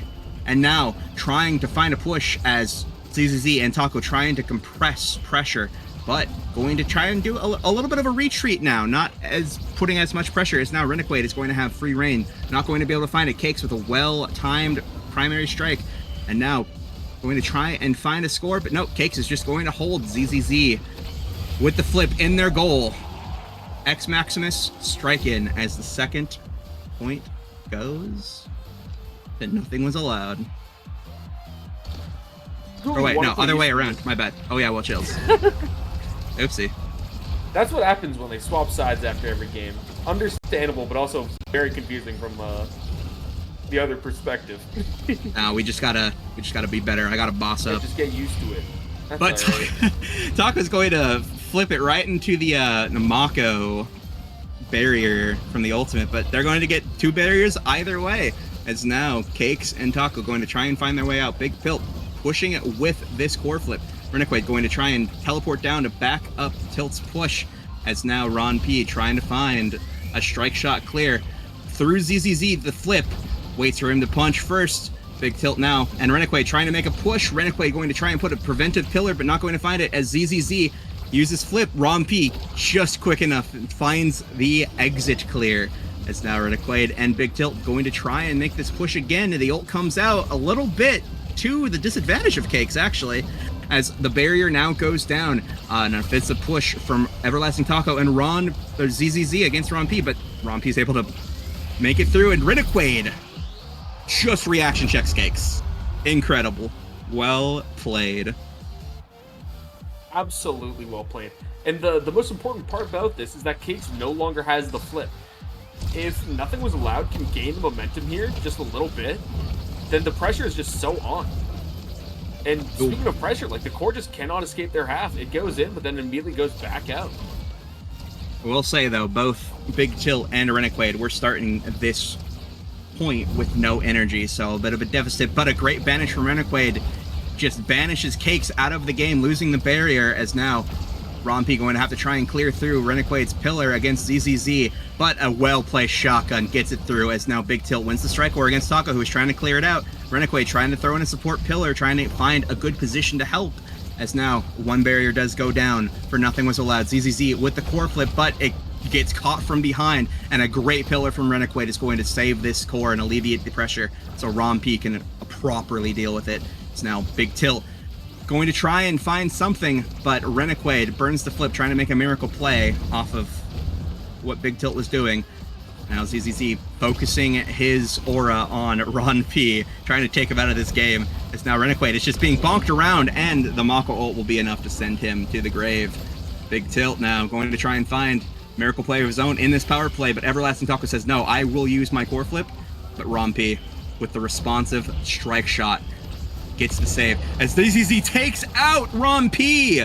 Now a power play continues for this side of Oh Yeah, Whoa Chills. Rennequade and Big Tilt going to try and make something happen. Big Tilt keeping this alive, keeping this barrier there, as now they can find a little pocket to score with the banish from Rennequade. Incredibly played. This team just performs when there's a power play against them. They are the 2v3 warriors.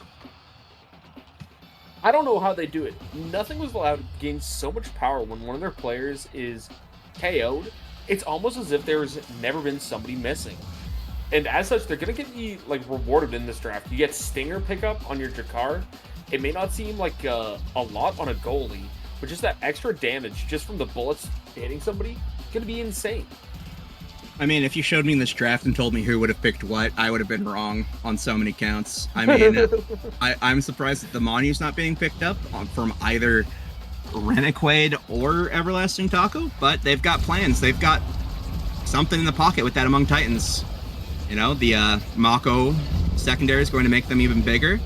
So we'll see how that plays out. Now ZZZ's already so low from that push where they got a barrier, but now Everlasting Taco is going to beat out Rennequade, who did take a barrier back of their own. Ron P looking for some snazzy clears into the back as Big Tilt takes out Cakes with a nice little death touch. And now going to try and develop this play. Big Tilt trying to stay alive, trying not to walk into that black hole and die, but does have the recovery drone to keep him up. As now ZZZ is back on the field. Rennequade going to try and teleport down, find something to make happen, but now Big Tilt is the focus. Almost gets a cheeky kill on ZZZ as Ron P and Rennequade try and develop the play up top away from this brawl. But not fully formed Era Tornado almost gets the core through back to ZZZ, back to the barrier. It's now ZZZ versus Ron P. Rennequade with a support pillar that almost gets the barrier, but takes with a very snazzy strike shot. But core flip from Rennequade, not enough, as Big Tilt is taken out in Oh yeah, whoa, chills. Goal box, but now ZZZ focusing on Rompi, but a great shotgun saves the barrier. As now the barrier does end up going down, but Big Tilt, enough time was bought for him to get back onto this field. Good clear, right away from the pillar. Rompi running down, and it's just going to float in. Cake's not fast enough with that Mako secondary to get to it fast enough, as Rompi is going to be responsible for the first point on this next set. Things are not looking great on the side of Oh Yeah, Whoa Chills. Despite having a classic composition, they're just getting sort of pinked out. They keep just getting chip damaged. ZZZ just burning slowly every single time. Rompi able to use Strike Shot to keep the stagger from regenerating just a little bit every time. That being said, both barriers are going down on side of NWE at this time. Yeah, well played from Oh Yeah, Will Chills, getting both of those barriers. ZZZ looked like he was in a rough spot for a second, but Rompi is going to be able to clear it out with a very well-placed shotgun. Great at using these primaries. Renegade now looking low. Has the flip, though, to try and make something happen if need be. Going to find the pass to Big Tilt, but it's going to hit the Atlas Orb gravity thing, and it's just going to find its way in through ZZZ receiving.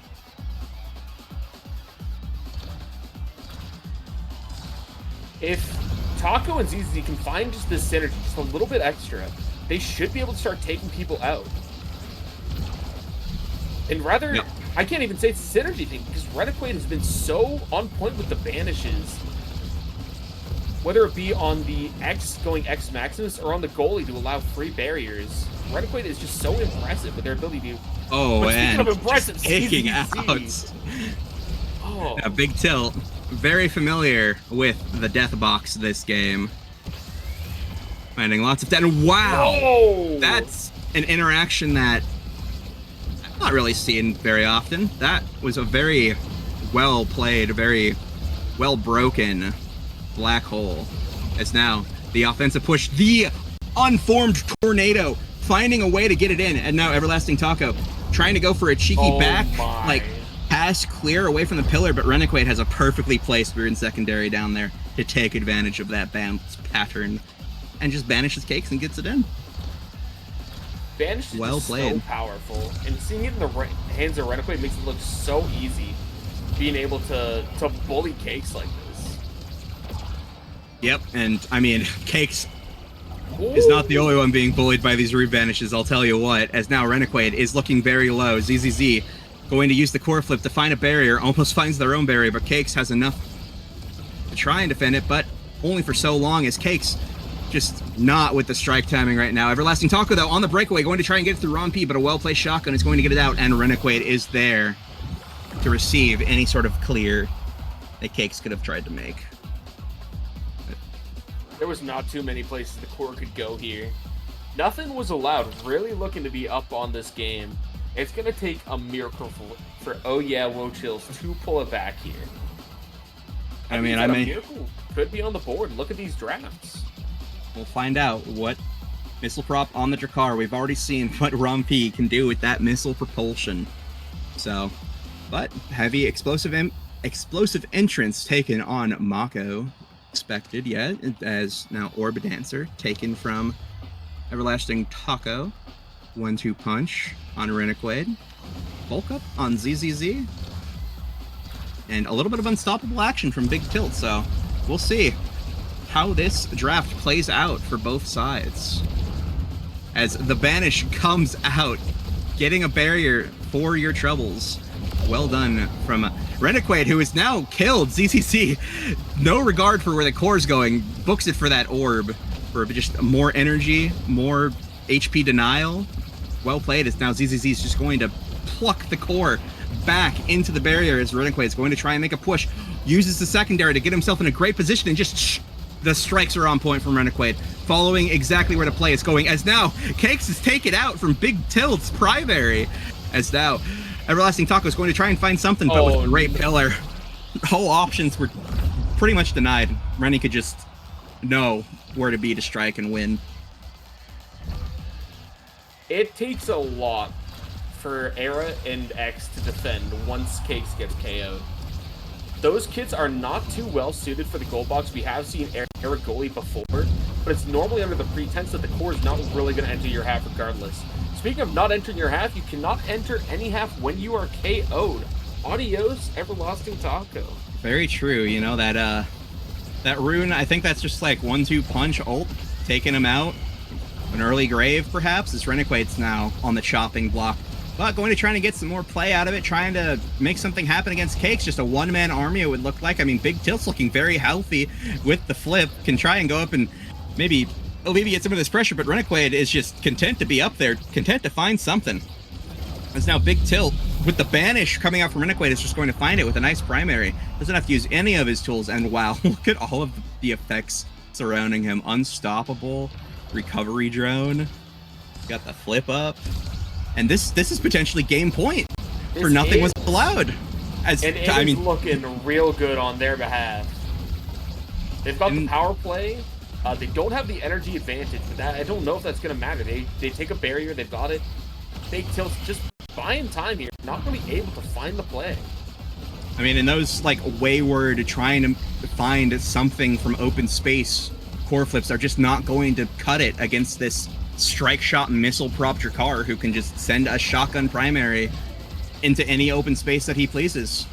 It's now an offensive push as Everlasting Taco is back. A flip coming out from Cakes, going to find the clear as all three members of Oh Yeah, Well Chills converge to their bottom side, but not going to be able to find anything. Unfortunately, Renequade now with control from Ron P passing it. Shotgun trying to find something, trying to clear it through. It's now Ron P has to try and fight his way through as a shrunken little lizard against ZZZ and Everlasting Taco, but Big Tilt's going to find it from Ron P's core flip.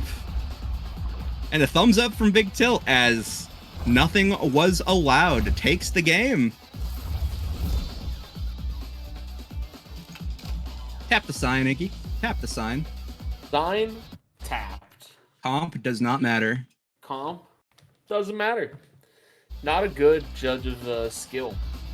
There are so many people who just don't play ranked. There's scrim demons and hosers, just people who learn to play so much better. That was absolutely insane. I think one of the mistakes that Oh Yeah, Woe Chills made in that game was not banning Rune. They saw what Renequade was capable of, and they saw how perfectly Renequade can play with that rune, yeah. Yeah, banishes. It's all the banish, too.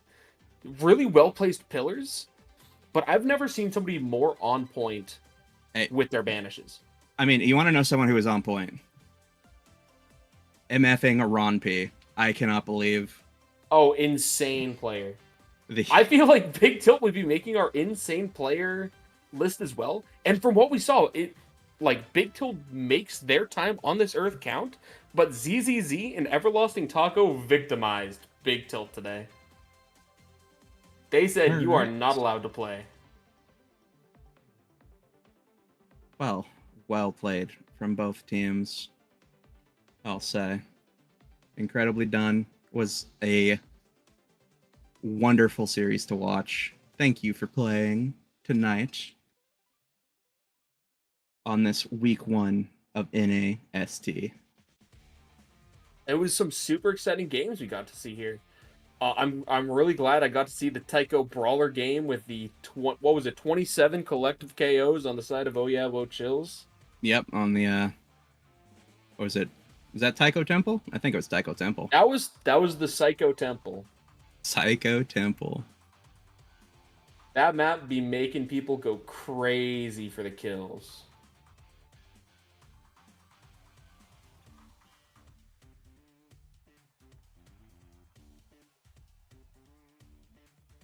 I think with that, we can call it a night. We'll see you all next time, I think. Thank you for tuning in. Yeah, thank you guys so much. What a great opening week. It's been a pleasure to be here. Pleasure to watch these games. Here's to hoping that we get many more of these awesome games next week. Yep. I've been Psykeen. That other guy has been Soggy Iguana. Production run by Malachi, and as well as some earlier casting from Lego Mage Malachi.